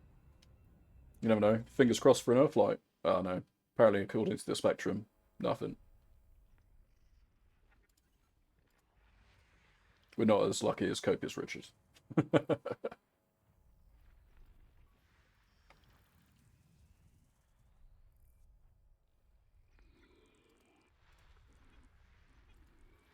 Okay.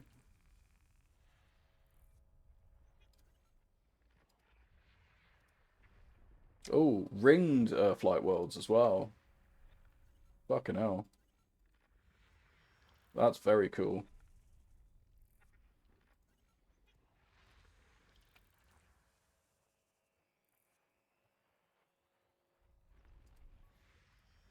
Makes me wish we could do like long colonization things, so we don't have to chain colonization to get out to some places. And like maybe it would cost more to do or something like that, but essentially do the equivalent of the multi-generational ship or something, you know. So it takes you ages to get out there, but once you do, you could set up a colony out in the middle of nowhere. That'd be fucking awesome. So we got loads of geos.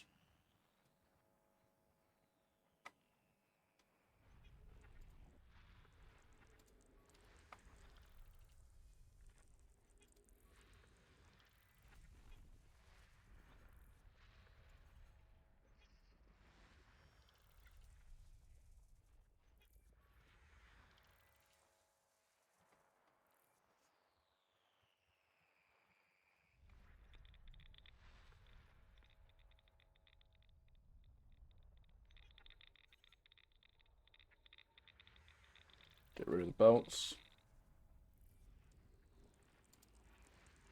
There we go. So yeah, nothing particularly special here. What are we down to? 24 jumps.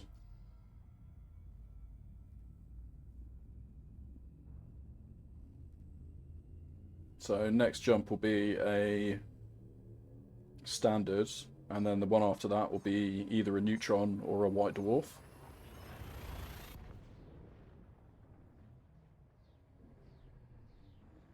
Was this coming up? Some kind of red dwarf.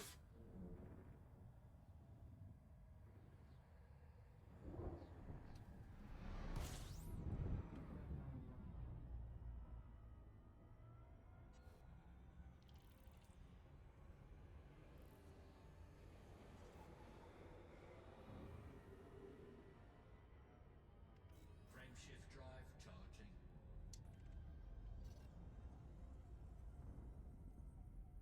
Ah, it's a neutron star that's coming up.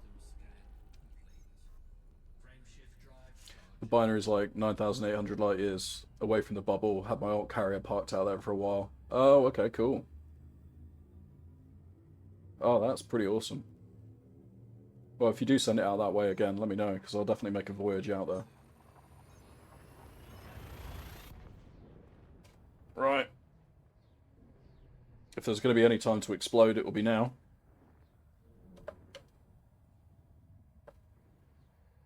In fact, it's a good idea for me to check my my modules as well at some point.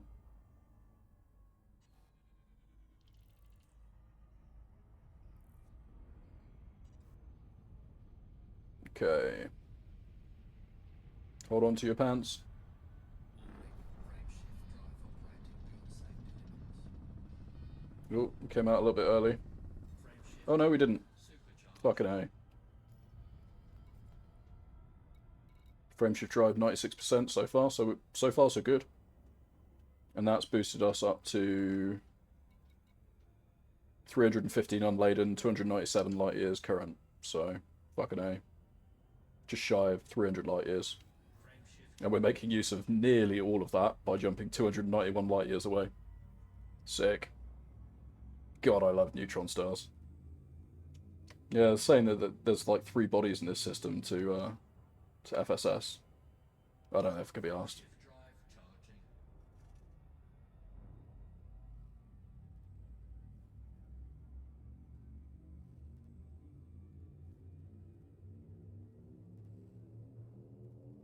charging. Yeah, definitely do it.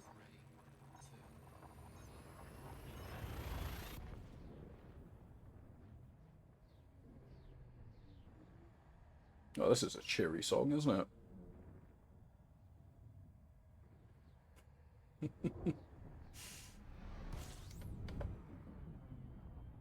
Alright, should be able to scoop off this bad boy. Fuel scoping.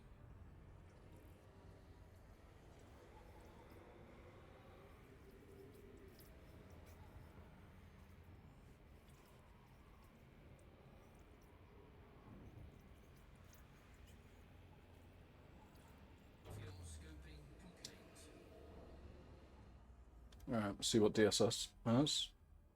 DSS? System scan. Directional scan. Scanning for the D. Frame shift drive. Nothing particular. Alright, and I think we'll probably leave it after this jump, because that'll be 20 jumps to go. Ready to engage. 3, 2.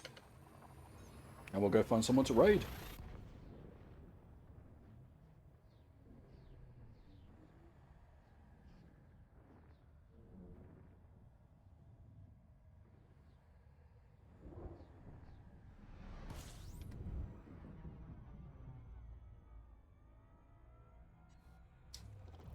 Fuel scoping. Looks like there's some data about this system. Fuel scoping complete. So let me just SEO blast down a little bit.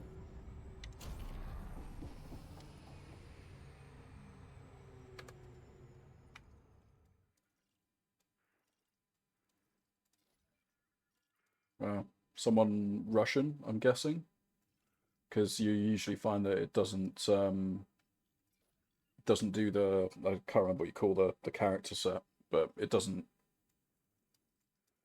display it on the Latin version of the Elite Dangerous client.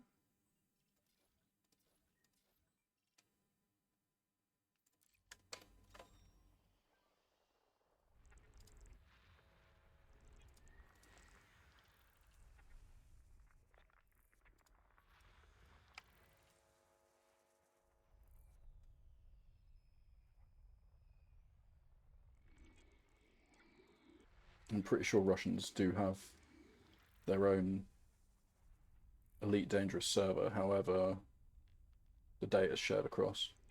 But I'm not sure the same thing applies for, like, China. I'm pretty sure China have their own version.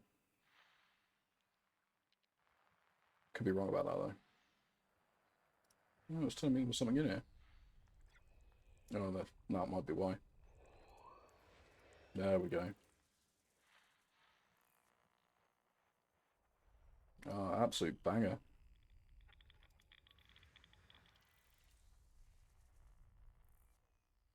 Another gas giant? Yep.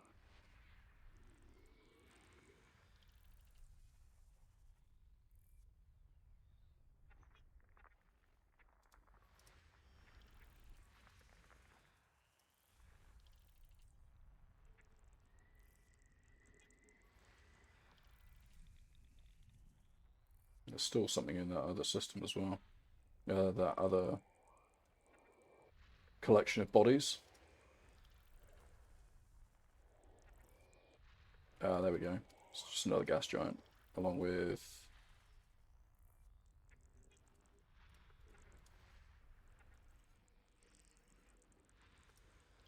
Oh, nice, thank you. Alright, I'm going to make a note of that.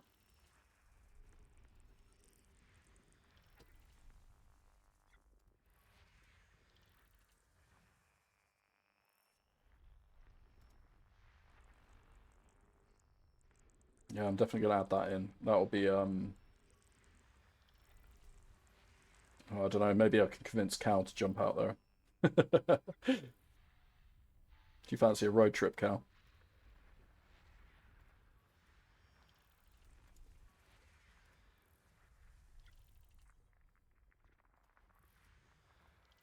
Oops, still need stuff in here.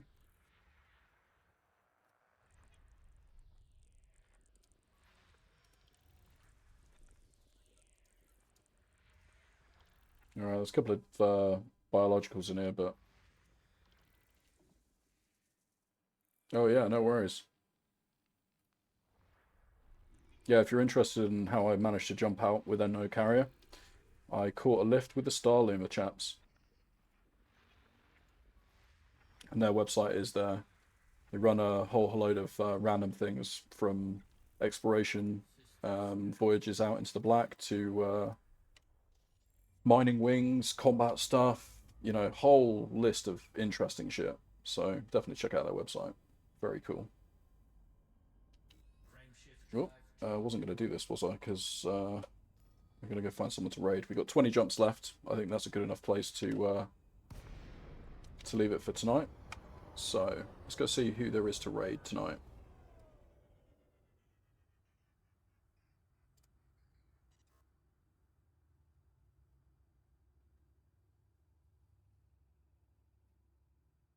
Ooh.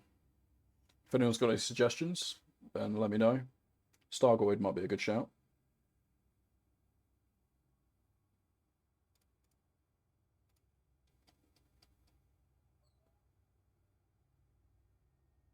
Yeah, we might go do Stargoid.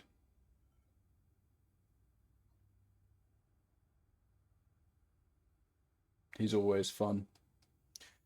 Okay, so for those of you who have come and joined, the follows that we've also got today from Scope, Jack Shit, Keith Fur, you snuck in before I was even live and followed. I really appreciate you guys following, so thanks for that.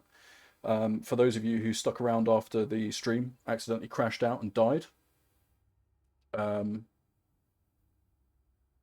no, fuck no. I'm not 5,000 light years away, am I? No, I'm not 5,000 light years away currently.